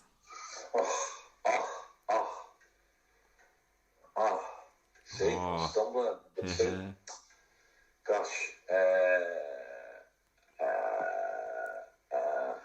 I've forgotten. Okay, I'll give you a clue. You shot the bride. It was Kim. Obviously, I know it was Kim, but I can't remember the character's name. It was Michelle and Robert. Michelle and Robert. Yeah. Gosh, 4 years. This is a long time. Never mind. Okay, let's keep going. Right, see if you remember this one. So, at his lighthouse confrontation with Eileen, Phelan claims responsibility for the deaths of 4 characters. Name all 4. All 4. So, that would have been Andy. Yes. That would have been. I don't know if he claimed the responsibility for Vinny as well. He did, yeah. Did he? Yeah, okay. Yeah, that counts. We got Annie, we got Vinny. Yeah. So Andy, Vinny, and obviously Luke. Mm-hmm. Now, did he put his hand up for Michael as well? I think he did, yeah. I think that's your 4. You got it, well done. Okay. Even though, I mean, we know he didn't. He always kind of thought to himself, well, I really didn't do that, but probably at that point he would have said to Eileen, yeah, and that's another one as well. Yeah, he was just bigging himself up, wasn't he, really? He was, yeah, but everything was up for grabs then. And I have to point out, he was heartbroken as well because the jig was up, so he nearly lost Eileen, so he very lost true. his mind for a little bit. Okay, next question, number 4. What was the location, so we want the street name, of the fake flat development that Pat had been working on?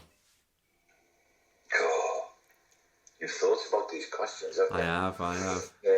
Goodness. It's on the tip of my tongue. You mean the ones that they fraudulently said with Vinny that never actually existed? That's the one. To go if you want to invest in. Oh, gosh. I can't remember. Michael. It was Calcutta Street.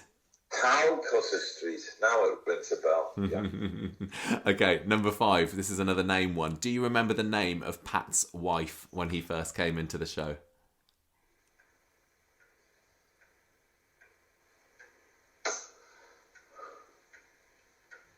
Was it Viv? It started with a V. Yeah.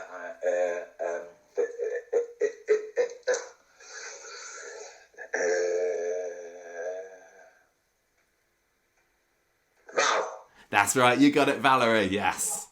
Oh, just at the last second. Well done. It's amazing, actually. But it's amazing what because I can see visually. You can see them all. Yeah. Anyway, next question. That's good. How many you got? 1, 2. Right, you got 3 out of 5 so far. Number 6. This is another name one, but it's a fake name. I want to know. Do you remember the alias that was used on Pat's fake passport, which he also used when he was hiding out in it after his fall into the ocean? And there's been so many funny memes from the fans about it too.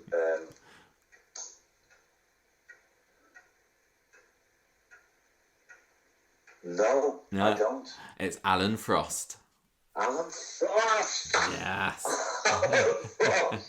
Of course. I like how you got a ticking clock in the background there, just to add to the tension. Just to add to the tension, yeah. Well, actually, as my fans will know, they're my waving cats.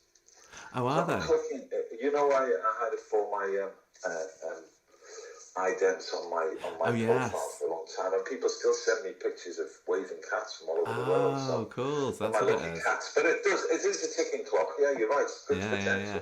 So, how are your lucky cats doing, helping you out so far in this quiz? Not very well, are they? Mind you, it's less a matter of luck than really everybody over 60 will tell you. You haven't got there yet, Michael. No. But regaining My time will come. It's not like instant gravy anymore. I don't know whether you're going to get this last question because this one's pretty hard, but 3's still good. Number 7 is another name one. Do you remember the name of the paper mill where Pat hid the bodies of Andy and Vinny?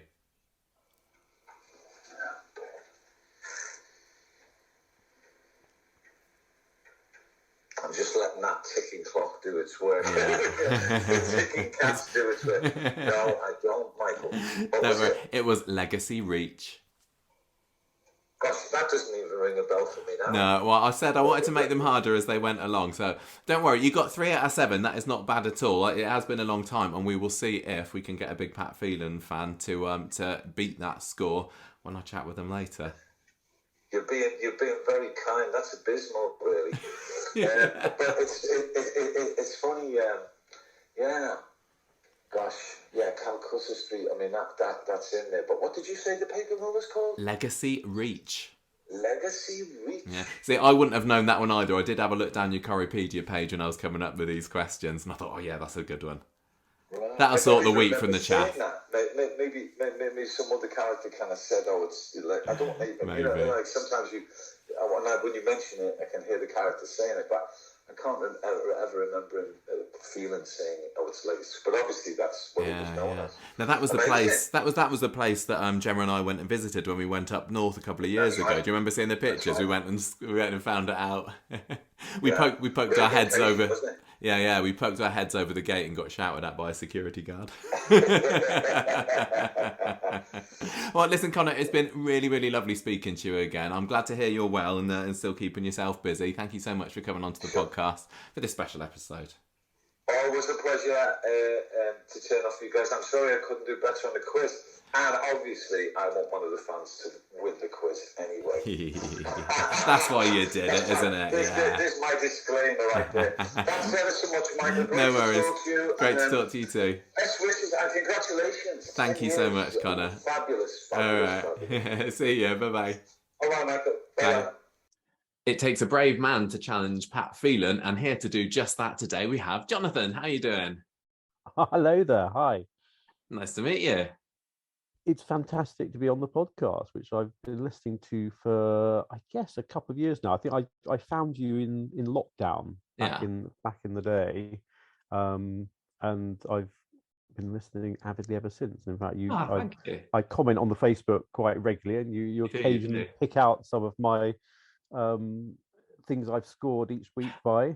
Of course. Now, are you a bit of a fan of Pat Phelan?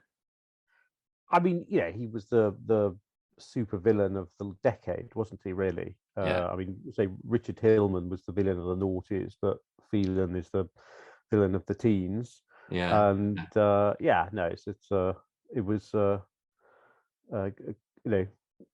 I was looking at the options available. I thought actually, he's a pretty legendary character. So it'd be totally is. I mean, you said you only listened to the podcast a couple of years, so you missed it in the Pat Phelan heyday then, when Gemma and I were gushing about how much we loved him every week. I fear I did miss it. I haven't been as committed as perhaps I should have been, and gone back to listen to the whole first 8 years that I missed. But, it's great. It's great fun to be involved. Have you done any revision for your quiz today? Yes, I have actually. I've got the 60 years of Coronation Street book, nice. Which obviously covers the obviously covers the part that he was in. I've got some other kind of Coronation Street books and memorabilia as well here, which kind of obviously predate him being in the show. Yeah. Well, let's have a go then. Let's see how you get on. And I'll start off with an easy one. It's going to get harder. But the first question is, which character did Phelan blackmail into sleeping with him in 2014? Anna Windass. It was Anna Windass. Absolutely right. Well done. And speaking of Anna, question 2, she eventually gets her revenge by stabbing Phelan in the bistro kitchen. But whose wedding was that during? Michelle and Roberts. Correct, straight in there. Well done. 2 out of 2. Good job. Next up, and this is one of my favourite Pat Phelan scenes, the lighthouse confrontation scene with Eileen. So there, he claims responsibility for the deaths of 4 characters. Can you name all 4 of them? Michael Rodwell, mm-hmm. who obviously had a heart attack, but who he didn't help. Exactly. Vinnie Ashford, mm-hmm. who actually he'd got Andy to shoot on his instructions. Yeah. Then thirdly, Andy Carver himself. Yeah. And fourthly, Luke Britton. Perfect. Well done. Straight in there with all 4. Good job. Right. 3 out of 3 so far. Do you remember this one then? What was the location of the fake flat development that Pat had allegedly been working on? Do you remember the name of the street? Calcutta Street. Yes, exactly right. Well done. That's 4 out of 4 so far. Good job. Oh, I might trick you up on that one. Okay. What about this one then? What was the name of Pat's wife when he first came into the show? Valerie. Yes. You're a Pat expert. This is brilliant. She was a nail technician. I'd forgotten that one. Well done. So what was the alias used on Pat's fake passport, which he also used when hiding out after his fall into the ocean? Alan Frost. Yeah, absolutely right. Well done. And this is going for full marks then. This is a tricky one. I don't think I'd have got this one. Can you remember the name of the paper mill where Pat hid the bodies of Andy and Vinnie? I believe it was the Legacy Reach paper mill.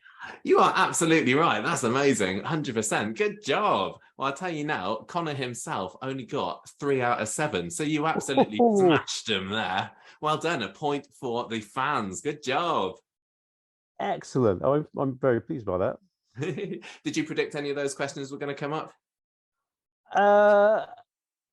I think obviously the people whose deaths he was responsible for were highly likely to come up. But the fact that he's a character who's dead is quite useful in the fact that it gives a kind of ending, and you're trying to revise his life on the show. That there's a cutoff point, which is slightly harder for characters who are obviously still ongoing. Alive and well. Yeah.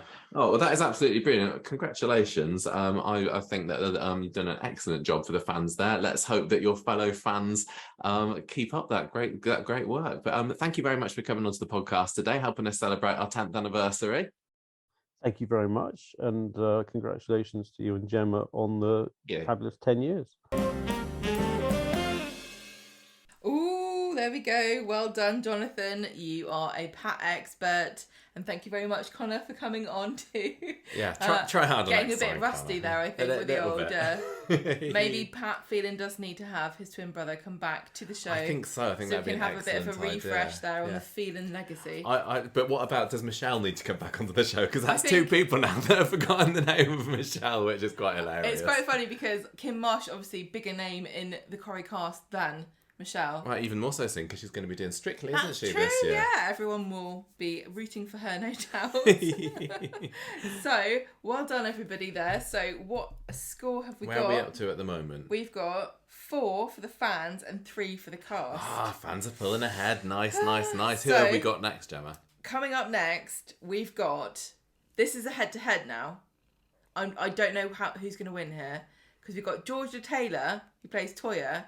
And I know, just like Julia Goulding, they're a pair of Hermiones, aren't they? She cares very deeply for her character, I know this. They are knowledgeable, they are boffins. But she's up against Rebecca.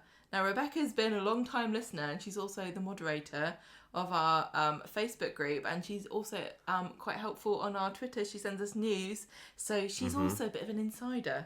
So this is going to be a tricky one. I think potentially either one could win this. Let's find out. I'm very interested to know who's going to win this one. Let's hear it. And up next on the Coronation Street Cast versus Fans quiz, we have got a big friend of the podcast. It's Georgia Taylor, who plays Toya Habib. Hello, Georgia. How are you doing? Oh, hi, Michael. Really good, thank you. I'm excited about this quiz. Oh, yeah. Are you feeling quite knowledgeable about Toya? I don't know, because, when you think about it, I know I've done over 1,000 episodes. So that's quite a lot, isn't it? So I don't know how far back you're going to go. I don't know how difficult these questions are going to be, but I'm going to give it my best shot. We're going to go back quite far. I was having a look at them earlier, and I realised I've got quite a lot of questions here that are based on your first stint on the show. So we'll see how you do. But it's all for charity anyway. It's not the points that counts, is it?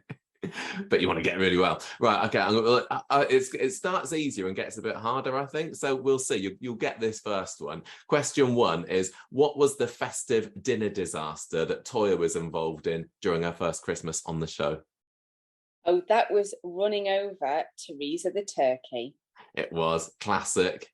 You'll never forget that one, will you? No, never. Okay, so number 2. In her first scene of the show, Toya was first seen involved in graffitiing a picture of which beloved character's face? That was Alma. And I don't know if she was Baldwin or Cedric at the time, but I think you've got to let me have the point just for it being Alma. Yeah, I absolutely will. That was Toya and Leanne being a bit naughty there, wasn't it? Yeah.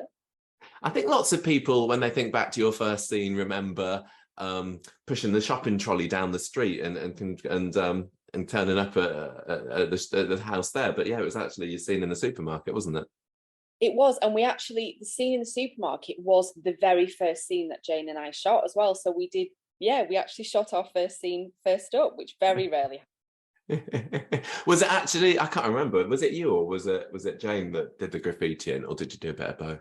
It was Jane, because obviously Leanne was always the slightly naughtier one. So yeah, she kind of lead. Well, you got up to your own mischief before long in that supermarket as well, didn't you? With your Norwegian prawns and the antifreeze. Exactly. Yeah. So yeah. She wasn't a complete angel. You probably both got your pictures still up there, like "Do not let these customers in." Just like barred for life. Yeah. Okay. Question number 3. Toya and Spider had a bit of a special moment whilst camping out on the Red Wreck during which cosmic event? It was the eclipse. It was the eclipse. Well done. The 1999 solar eclipse. Yeah. Okay. Good. This is going okay. Do you remember the eclipse for real? Well, I don't, and I'm going to tell you why. Because I know that I'd been on quite a big night out the night before. Yeah. So I think the next day, I can't remember what time it was. Maybe it was like late morning or something. But I basically slept through it. So. That's hilarious. Yeah, I mean, in my defense, I was like 19 or something, so I'm going to let myself off with that one. That's so funny. Well, I mean, I remember watching it with my sister, and we had these dark glasses on so we could look at the sun. That could have been good for a post night out, couldn't it? Put the dark glasses on, just go, oh, there it is. I did shades, Michael, because my eyes were firmly shut. Okay, question 4. You are doing very well so far. Okay. In 2002, Toya started dating one of her former professors, John Arnley. But why did they break up? Because he cheated on her with Maria. Yes, well, he did. But this is brilliant. And you haven't done any revision for this either, have you? No, I really haven't. Sure? Because I didn't think it was fair. So I just thought, I'm not going to swat up. I'm just going to go into this in the spirit of the occasion and the fact that it's for charity. I'm just going to see what I can remember. So I'm pleasing myself at the moment. And number 5, and I put this one as a bit of a joke because this is something that Gemma and I can never remember. What was the name of Toya's first husband? It was Toby. Yes, it was Toby. And I know it's over, but I can't remember what the surname was. But can I still have the point? You Toby? Can have the point. I've got no idea. I don't even know whether they gave him a surname or not. Toby. Yeah, Toby. Okay. And number 6. During her stint as landlady of the Rovers, Toya is involved in a storyline with a woman called Jackie. But why was this character so important to Toya? Because Jackie was her surrogate. So she was a surrogate for Toya and Peter when they were decided that they wanted to have a baby. And then sadly she lost the baby. But yeah, that's who that was. Yeah, but it was all right because Toya could just steal a baby, couldn't she? Exactly. I mean, she was making it tricky for herself, having to wait 9 months, pay for someone's kind of, living expenses. Just take one off your so-called sister. It's fine. Yeah. Are you going to get full marks on this? I don't know whether you will. We're on to the last question now. Full marks? I really want to get full marks. Okay, here we go then. Okay. This is an old school question again. So we talked about the solar eclipse earlier, but a year before that, Toya is involved in a controversial story about underage sex when she's persuaded into bed by which dodgy character that she meets on holiday? Dobber. Yeah, it was Dobber. I don't think was he that dodgy? I'll tell you what it was, because the actor who played him, who I think was John Donnelly, was such a sweet guy. So I don't remember that character being dodgy, because I just remember that the actor was so lovely. So yeah, I don't remember whether it was dodgy or not, but he had a nickname of Dobber, which sounds dodgy to me. Dodgy name. Certainly does. Oh my god, did I get them? I got them all right. You got a full mark. Can you remember? I'll give you the point anyway. But can you remember Dobber's actual name? What his first and surname were? No, did we ever know? Is it? Yeah. Does it exist? No, what was it? It was Philip Dobson. Philip Dobber Dobson. Yeah. Almost Michael Dodson. Almost close to me, but yeah, I will give you that one. 7 out of 7. That is pretty good. I don't think you could have done better with no revision as well. Our person that's going to be going up against you is going to have to do pretty well. She's going to have to equal you. The very best of luck to the person that's It's all good. It's all fair. It's brilliant what you and Gemma are doing, and it's been a Thank you. Well, it's been lovely speaking to you, as it always is, Georgia. Thank you for coming on to our quiz and helping us celebrate the 10th anniversary. Yes. Oh my gosh, my absolute pleasure. I love listening to you guys, as you know. In fact, I'm going to listen to you right now when I'm going to go for a little walk or a run, see how I feel. But thank you for keeping us entertained. No worries. Okay, see you then. Bye-bye. All right, bye, love. And here to challenge Georgia on the podcast, we have got a very familiar name to podcast listeners. It is Rebecca. Rebecca, how are you doing? I'm fine, thank you. It's so good to have you on the podcast for the 10th anniversary after all your contributions over the years. Yeah, well, I wanted to do a contribution to the 10th anniversary because I've been one of the long-standing contributors, so that's why I decided to enter the draw to and you picked Toya as your character you want to answer questions about as well. So tell me a bit about your love of Toya. Yeah, well, I've always loved Toya ever since I started watching in the early 90s. I've always thought she was a great character, and when she left in 2003, I always thought she'd come back. But then Georgia went on and did amazing things. So when she was going to come back in 2016, I were really excited. And she's a really good character. Yeah. She's great, isn't she? So she's brilliant. I've got 7 questions for you. So let's see how you get on against Georgia. So first one, nice easy one to get started with. Tell me, what was the festive dinner disaster that Toya was involved in during her first Christmas on the show? She rescued Teresa the turkey with Spider from getting eaten. Yes, and then how did that end? She got run over, Teresa, and then they did eat the turkey. Yeah, they did. And the animal, but got pepper still in it. Yeah, they got the skid marks still, didn't they? The time marks. Okay, great, well done. So question 2 then. In her first scene on the show, Toya was seen involved in the graffitiing of a picture of which beloved character's face? Oh, that's a hard one. Beloved character. Yeah, who was she in Leanne graffitiing?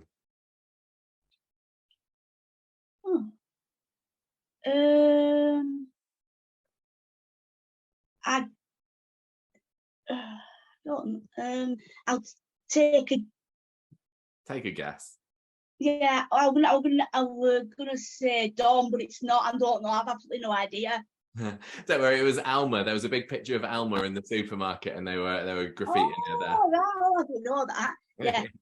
Never mind, don't worry. Right, the next one is a Toya and Spider question. Yeah. So they had a bit of a special moment while camping out on the Red Wreck once. Which cosmic event was this in the middle of? It was the eclipse, like the 1999 eclipse. Yeah. It was indeed. Do you remember the eclipse? Yes, kinda, yeah. Yeah, I remember watching it in my back garden. Yeah. Okay, good. So that's 2 out of 3 so far. Next up, question 4. In 2002, Toya started dating one of her former professors, John Arnley. But do you remember why they broke up? Yes, Maria slept with him and she lied about, I think, a miscarriage, an abortion with the baby. Absolutely right. It's that nasty Maria, wasn't it? Yeah, absolutely. Yes. Good job. Okay, 3 out of 4. Next one, question 5. No, you wouldn't be able to ask Gemma and I this because we always forget the answer to this one. But do you remember the name of Toya's first husband? Toby. It was Toby. Good, well done. Do you remember what Gemma and I always say? Because I thought it weren't Toby because of Toby from The Office, but it is Toby. Yeah, Gemma and I always think it's Greg for some reason. Yeah, I think it's Toby Chapman, his full name, but I'm not. Yeah, I don't know. Toby will do. That's good. Toby. Nice. Yeah. 4 out of 5. Next one. So this is about her return. So during her stint as the landlady of the Rovers, Toya is involved in a storyline with a woman called Jackie. But why was Jackie so important to Toya? Who was she? She was a surrogate. Yeah, absolutely right. Yeah. Yeah. Sadly lost the baby. But yeah, she was Toya's surrogate, wasn't she? You're doing well. Right, number 7, last question then. So we talked about the solar eclipse earlier, but a year before that, Toya is involved in quite a controversial story about underage sex when she's persuaded into bed by which dodgy character that she meets on holiday?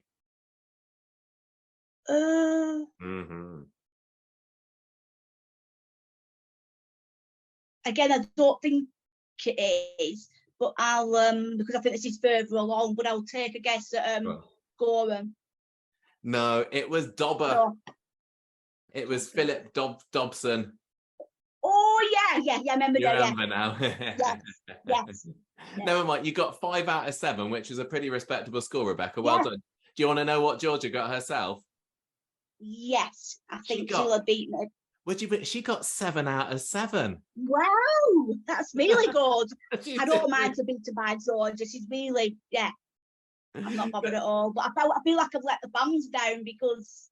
Don't worry, it's all right. It is a point to the cast, but don't worry. We've got 9 other contestants, so we will just have to wait and see who's the winning side overall. So fingers crossed for the fans. I would have got Alma, so. I don't feel as bad because don't worry about it. yeah, so I feel better. Right, Rebecca, I'm going to let you go now because I've got some other people on the quiz to come up to talk to next. So thank you again so much for coming onto the podcast. It was a really lovely speaking. Thank you, and well done on 10 years as well, and hopefully a lot more to come as well. Yeah. Thank you so much. Thank you for everything you've done to support the podcast over those All years right. as well. Right, bye-bye then, Rebecca. See ya. Bye. Oh, there we go. Two wonderful ladies head to head there, but Georgie clinched it, didn't she? Yeah, she got it. It's now, can I just say, 4-4. It's a draw with only 2 rounds to go. It's very, very We've got 2 people stuff. left, 2 rounds left to go, and that was really tense. I love the fact that Georgia pointed out there are 1,000 episodes or more that she's been in, but just to say that also Rebecca had to swat up on 1,000 episodes, and also really like George's defence that she didn't swat up. So me calling her Hermione was not correct. She's actually just naturally talented, like not Hermione, but Harry Potter.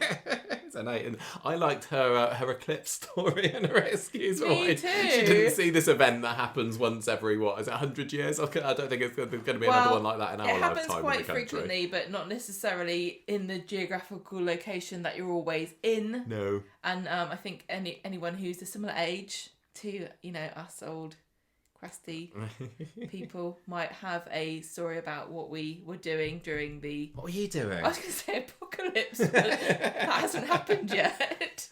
What were you doing? I was at my my grandma, my mum's oast house. Yeah. And my uncle had a lot of friends who were spiritual or maybe just... I can imagine that, knowing your uncle, that you might be friends with. I don't actually remember what happened, but I wasn't drunk. No, you weren't drunk, nor hungover, nor getting up to hanky panky in a tent like Toya was. No, I wasn't.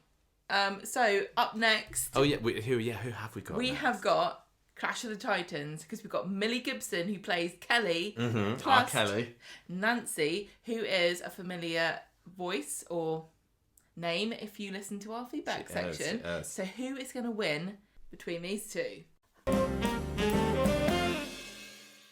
And next up on the Cast versus Fans quiz, we have got Millie Gibson, who plays, of course, Kelly Nealon. Hello, Millie. How you doing? Hi, I'm good, thank you. How are you? I'm okay, thank you. Thank you for coming on today for our 10th anniversary podcast. Oh no, it's my pleasure. I was buzzing when you asked me. Oh, that's nice. Well, we met a few months ago, didn't we? And we thought we need to get you on the podcast somehow. So this is your first little taster. I was like, if I'm not on there in the next few weeks, I'm going to kick off. So yeah, I'm in. Well, we will definitely get you on for a full interview at some point later this year. But for now, let's focus on this quiz then. So I've got 7 questions all about Kelly for you.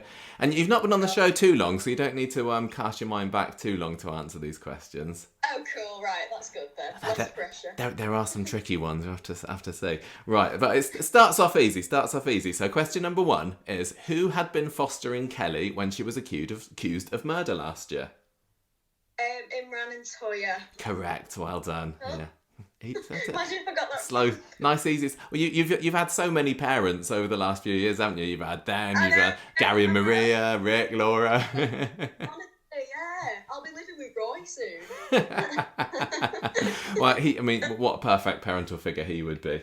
Oh my god. He might get that Kelly on the straight and narrow. You never know. In it. Okay, question number 2. In 2020, Kelly leaked a video of which character undressing? Asher Alahan. Yeah, tut. Oh, no, that was one of her low points. One of them. One of them. She has many. It looks like you're on the way up, though, so, you know. Oh, yeah, she's getting better. She is. Okay, number 3. When Kelly was on trial for murder, speaking of her low points, whose previous claims that Kelly was violent and unpredictable led to her being found guilty? Laura Nealon. Yes. Oh, your poor dead mum. Oh my gosh. Rest in peace, Laura Nealon. Rest in peace. Yeah. Well, she would if you wouldn't stop. You were crawling all over her just after she died, weren't you? Come on, leave her alone. Great scene, by the way. Okay, this number 4. Number 4 is a bit harder. I don't know whether you'll get this one or not. Which school did Kelly attend before moving to Weatherfield High? Oh, that's a good one. I know the colour of the uniform. Because Asher and Addie moved there, didn't they? They did, yeah. It's the posh school in Weatherfield, isn't it? Oh, God. That's such a hard one. Does it begin with L? It ends in an L. Well, I'm nearly there. Do you want me to tell you? Yeah, I give up. Oak Hill. Oh, that's it. Oak Hill. Oh, Okay, bloody hell, that was a hard one. Well, I'm not going to say they get easier, but we've got to let the fans have a go against you as well. So yeah, that's true. Let's see. Number 5. Earlier this year, Kelly's father Rick's body was found buried at the construction site of which new development? Oh, is it the Weather County football stadium or something like that? Am I on the right track? I'll give you that. It was their training ground. I'll give you that one. Training ground. There we go. Maybe it's a half point if it's neck and neck with you and whoever goes up against you. Half point to me. Number 6. Right, you got options here. There's 2 acceptable answers. So, what was the name of either of the 2 boys who were with Kelly and Corrie during the attack on Nina and Seb? Oh, I know their real names. Is it? Who's she playing? Tom? Is one called Tom? No. No. Jake. Oh, so close. Yeah. Does it begin with a J? I think you've had your guess, Millie. I think it begins and ends with a J. One of them is called J. That was at one point. There was a J and there was an Eli. Eli, that's it. Yes. Right, last one. These are quite... I've spoken to a couple of other of your colleagues, and I think you have got the hardest question so far, but never mind. Right, last one. What do you reckon to this one? Although Imran finds out that the blood spatter on Kelly's shoes means she couldn't possibly have kicked Seb, what is the reason that this evidence couldn't be used in court? Because I wasn't wearing tights, or was it bare leg? Because I wiped it off. There were so many things. Oh my gosh, can you repeat the question? Who do you think I am? Chris Tarrant. Okay, although Imran finds out that the blood spatter on Kelly's shoes means she couldn't possibly have kicked Seb, what is the reason that the evidence couldn't be used in court? Because...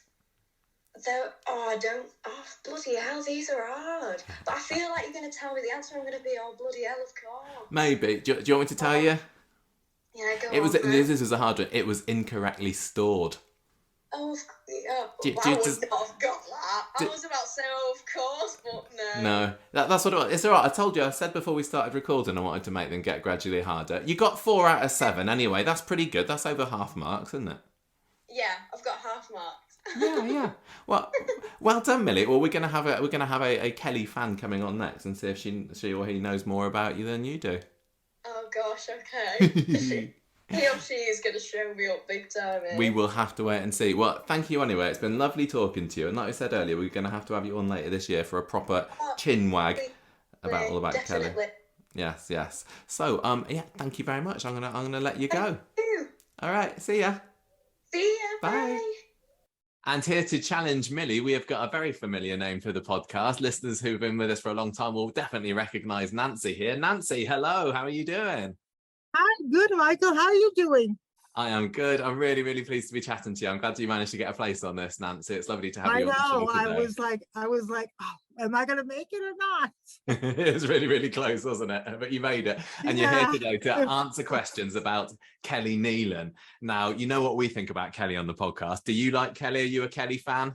I like her. I like her a lot better than when she started. I do like her. Yeah, she's got a lot of good qualities.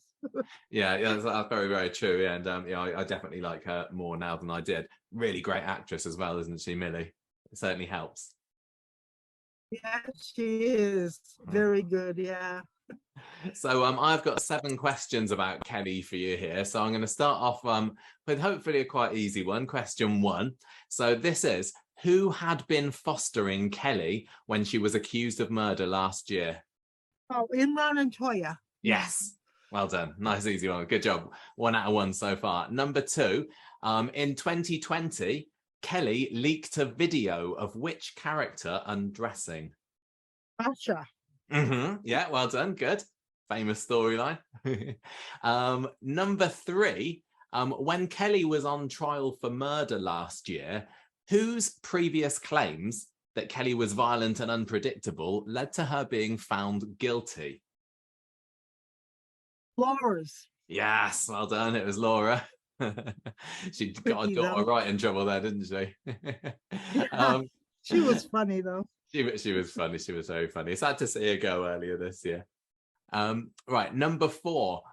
Which school did Kelly go to before moving to Weatherfield High? Oak Hill. Yes, straight in there. Well done. 4 out of 4 so far. You certainly know Kelly Nancy. Right, number 5. Earlier this year, Kelly's father Rick's body was found buried at the construction site of which new development? New development. Where was he buried? Where did Gary bury him after moving in from? I know where he was buried. I can't name it. Oh God, I can't name this. I can't name it. I know. I know I can't. Okay, never mind. It was the Weatherfield FC training ground. That's right. Oh God. Never mind. Don't worry. You still got 4 so far. So question 6 then. So this is going back to Seb's attack again. Now, if you remember, there were 2 other boys there who were with Kelly and Corrie during the attack on Nina and Seb. Can you name either of those 2 boys that were with them?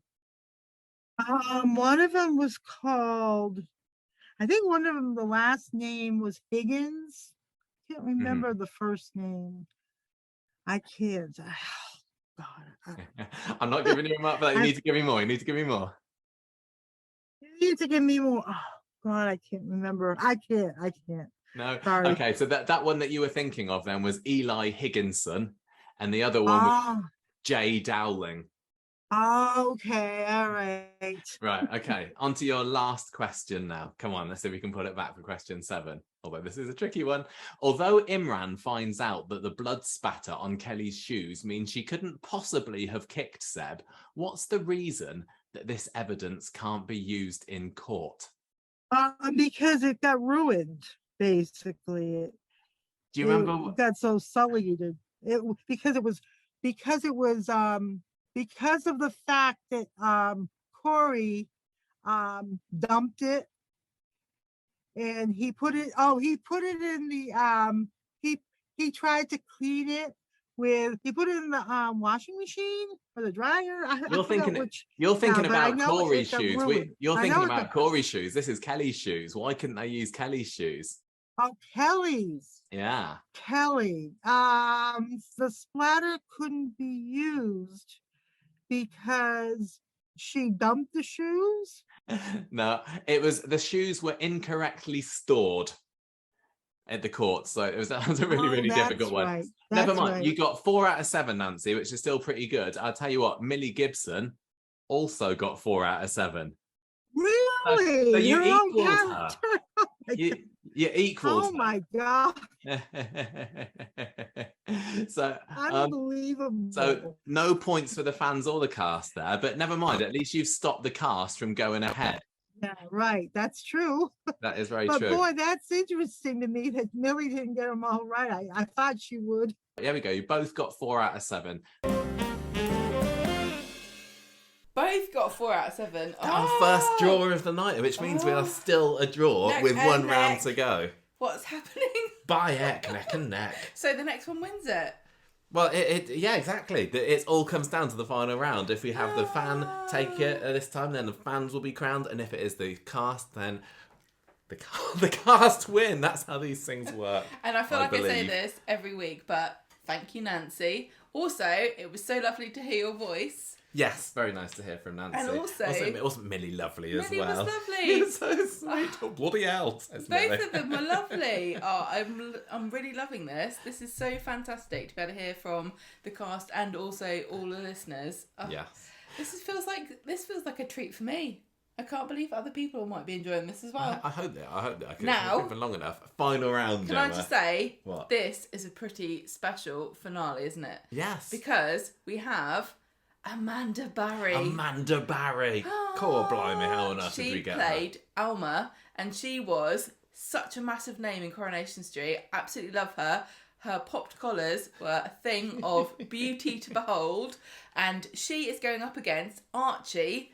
And this is... He's also a thing of beauty to behold, thing of I beauty imagine. to listen to. And this is like everything to play for. Who's going to win? I know, it's all down to these two. Fans versus cast. We're going to have to find out in this section. And next up on our Cast versus Fans charity quiz, we have got a bit of a Corrie legend. It's Amanda Barry. Hello, welcome back. Hello.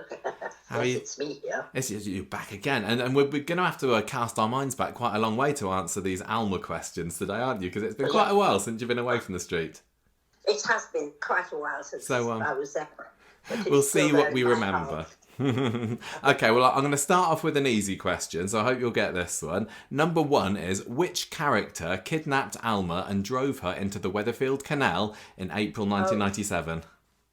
Don Brennan. Don Brennan, yeah, I knew you'd get that one. That was great. Yeah. We talked about that when you were on the podcast earlier this year, didn't we? Great scene that was. Yeah. Okay, number 2 then. You should get this one, although this is technically a post-Alma question. So, a man claiming to be Alma's cousin turned up at her funeral and stuck around on the show for a few years, growing to become quite notorious. Who was he? Oh yeah. Well, it was Thingy that married Gail. It was. Do you remember his name? Richard Hillman. Yes, exactly right. Well done, Richard Hillman. That's 2 for 2 so far.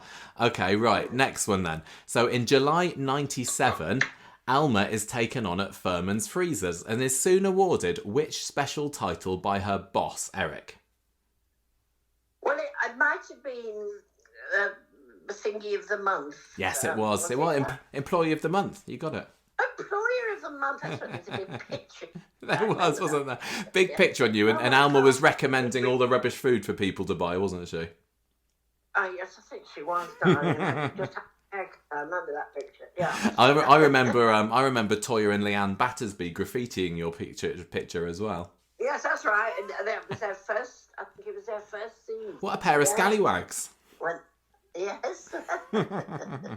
Okay, next question then. Sports round. When Alma fell for Mike in the late 80s, she eventually managed to seduce him after beating him at a round of which game? Oh my God, what game? What did we play? Oh, but it wasn't football, that's for sure. It was not. Golf. Yes, it was golf. You got it. Yeah, that was golf. I remember now. Hey, you're doing well. You got 4 out of 4 so far. That's amazing for me. Yes. Right, the next one, there's 6 possible answers, but you got to get 4 of them, okay? So make it easier for you. Alma's final scene is very famous for Audrey making it to her bedside just too late to say goodbye. Now, there were 6 other characters crowded around Alma's bed when she passed away. Can you name 4 of them? The Doctor. Mm-hmm. Ken. Yes. Obviously, Johnny. Yes, Mike was there, of course. You got one more. I don't think Gail didn't get there, did she? I don't know. Do you want to say Gail? No, wait a minute. We just had 3 pictures in my head. There was Sue, there was the Doctor, there was Johnny, and there was Bill. I'm trying to who the other person was. That's 4, isn't it? You've had Mike, you've had Ken, you got Dr. Matt. Yeah, and Sue Nichols. I mean, and Audrey. Yeah, I gave you that one. Go on, one more. Well, we just said that one. Most. Go on, you got one more. There's 3 other people, and you give me 1. 3 other people in there. Yeah, there were. It was crowded, very crowded. I know, I seem to remember dying crowded. Well, I can only think it could have been Gail. It was Gail. Gail was there. Well done. The other ones, you had Curly Watts was there, so Kev Kennedy, and he was there. Yeah, your supportive boss at the supermarket, and I said I was dying at that stage. I shut my eyes, so I didn't know who'd come in then. Good point. And also Linda was there as well. Linda Baldwin, Mike's wife. She came in. She was there. Yeah. That was after I died, darling. She was there in the scene. She was there in the scene. Doesn't matter. You got the point. You got the point, Amanda. No, it's not the point. I like these points. Haggled up. I don't remember being in my bedroom when I was dying. Never mind, that'll do. Right, number 6. Okay, so this is a harder one. Right, something that we can all be grateful to Alma for is inadvertently getting Roy and Hayley together when she organised a dinner party at her flat. But who had she actually intended to set Hayley up with? Who had I intended? Oh, darling, I don't know that one. I can't think. No, it was Curly. Well, I was to guess Curly actually, but I don't remember doing it. Actually, I don't remember that. No, I wanted to stick a hard one in there. You know, we got to test these fans that are going up against you next. Okay, last question then. Let's see if you remember this. This is another one about Alma's death again. I don't know why I'm gravitating to that. But before she dies, Alma changes her will to leave the majority of her estate to Audrey. But on what condition? So do you remember? She said, I'll give you all my money if you do something. She buries me. No, it was that she would rename the salon to Alma's. Yes. And she didn't. She did for a few years. She did, but then I think not a few years. It wasn't called. It was something. It wasn't. It was a very short time. Yeah, it was not very long at all, was it? But she did it for a bit. She should have given me some of the money back. She. And she didn't bury you either. I remember your ash scattering scene as well. I think she went off to a lake and scattered you. She scattered me, and I think she knocked the tin against the side of the boat. That sounds like the sort of thing that she'd do. So she got rid of me, yeah. Right, so that's it. 5 out of 7, Amanda. That is pretty good, considering it happened a long time ago. Well done. Yeah.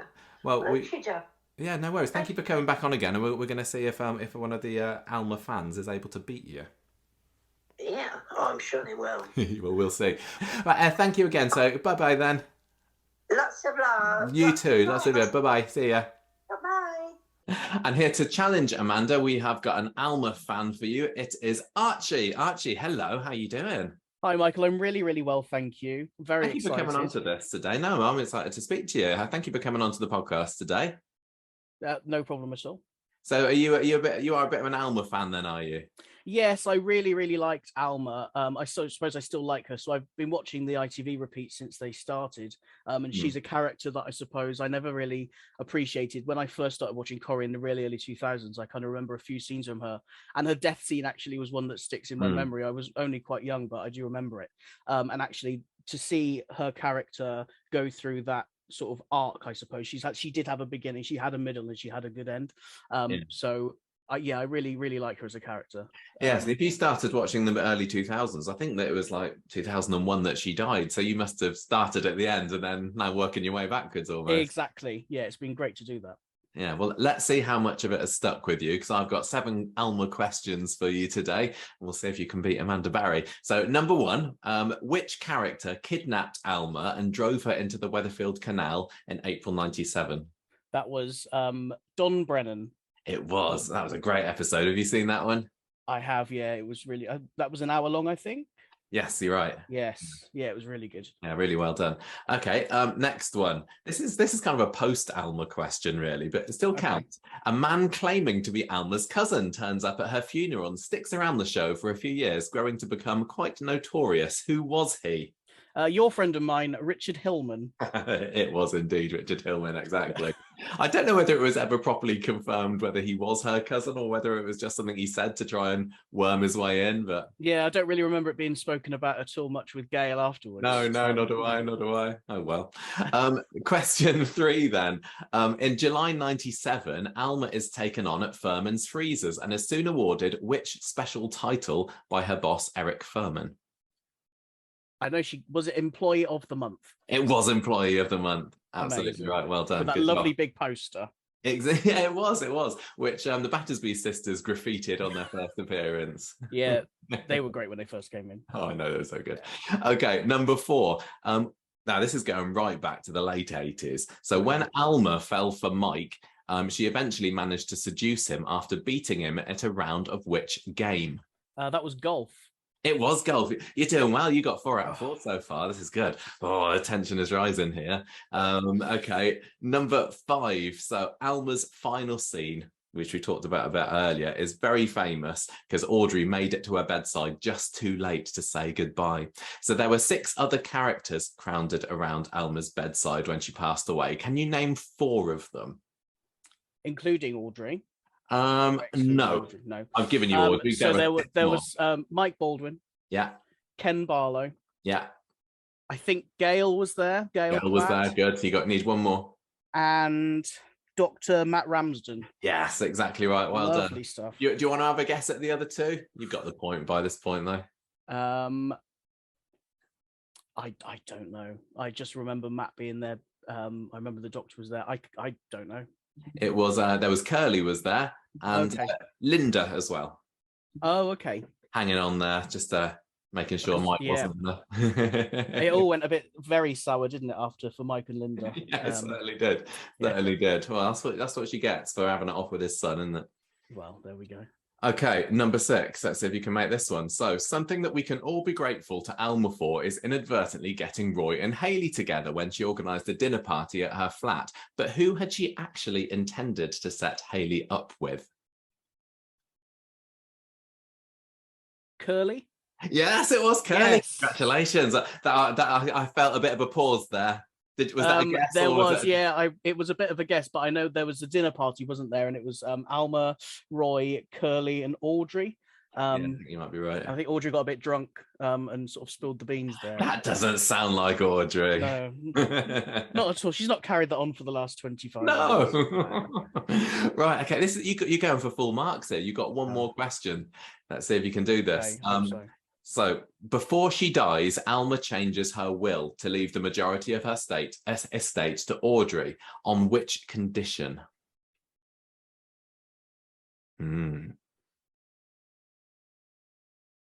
I don't know the answer to this, so I'm going to guess. Well, I've seen a couple of episodes after her death. I looked at them on YouTube a couple of years ago. Yeah. Go on, have a guess. I know that she and Mike scattered her ashes in a lake, so I'm going to say that it's that they cremated her and scattered her ashes somewhere. It's not. Okay. Almost full mark. Almost 7. That's is good. Brilliant. Yeah, I'm happy with that. That is good. Well, I'll tell you what. Amanda Barry got 5 out of 7. So you beat her. Congratulations. She did very well. Yeah, thank you. She did do very well. She didn't get that last question right either. I think she said something about how she wished her remains to be disposed of. But never mind. That is a point for the fans. Well done. Good job. Well, thank you so much. No worries. Did you enjoy that today? I enjoyed it greatly. Yeah, thank you. It's been good to sort of revisit Alma and try and cram all that knowledge into my brain. Thank you as well, coronationsstreet.fandom.com. They often get a shout out on your podcast. Yeah, no, I utilised that page very well over the last couple of days. Well, happy anniversary to you and Gemma as well. It's amazing. I think you guys don't get enough credit for, I suppose, what you've done and built over the last 10 years. You've created a really, really special fan site and a place for people to go. And a lot of those people wouldn't necessarily feel that they fit in elsewhere, and they can come to Coronation Street, they can listen to the podcast 3 hours a week, they can go on Twitter, Facebook and stuff, and really find a place where they can fit in and make friends. So that's really special, and that's all the way around the world as well. So thank you. That's really kind of you to say. Thank you so much, Archie. Thanks, Michael. Bye bye. Yes, Archie, you did it! Yes, got it right at the end for the fans. Well done, everyone. All the fans. Oh, thank you so much. Brilliant. To all of the cast. Thank you, Amanda. Thank you to everybody else. But the fans won. And also, so close. I loved Archie being the final person because he gave a really brilliant shout out there to coronationsstreet.fandom.com, which is the eternal source for all things Coronation Street, and also such a nice thing to say about the show. Thank you so much, Archie. Thank you. Such a worthy winner. Oh, it's so thank great. You everybody who's taken part in this and who's it was so been a listener to the podcast all these 10 years. Who said lovely things. Who helped us, supported us. It has been brilliant. So I've really enjoyed putting together this cast versus. This was such a great finale. Well, not a finale. Not a finale. We're not finishing yet. This was such a great way to mark our anniversary, because it really is such a what's the word? It's an amalgamation, isn't it, of us doing the podcast and all the people listening, and also the cast taking part and joining in and being so kind and generous with all of their time. And I really am proud of all of the fans who worked really hard to answer the questions, and I really am grateful to all of the cast for giving us their time to celebrate our 10th anniversary and also to raise money for the Trust. And I have to say, as of recording this right now, we have almost reached our £500 target. We are at £463 because we've had a few more people pledge since. Thank you guys. It's been such a great 10 years. I can't believe it's been so long. I know. Yeah, 10 years ago. Yeah, as we're recording this a little bit early, but sort of 10 years ago, we were thinking about, how are we going to do it? Well, I think by this point, 10 years ago, we decided we were going to do it, coming up with the names, getting on Twitter and everything. I didn't even know what Twitter was 10 years ago. I'd never even been on it before. But so much has happened. We need to have another chat about memories of the podcast another time. I don't think it fits onto the end of this, but just so grateful, Michael, also for all of the work that you put in, and just listening to all of the recordings that you did. I'm so proud of you. You've worked really hard and you've developed your skills of interviewing and being a great host. And you were also a great host. That's fine. Darling. But both pretty good. Thank you everybody for listening. We couldn't do it without you. We really are grateful for you. And here's to more than 10 years extra tacked on the end of this. I couldn't agree more. I heartily agree. Thank you very much, everybody, for listening. And we're off now. Yes. Bye.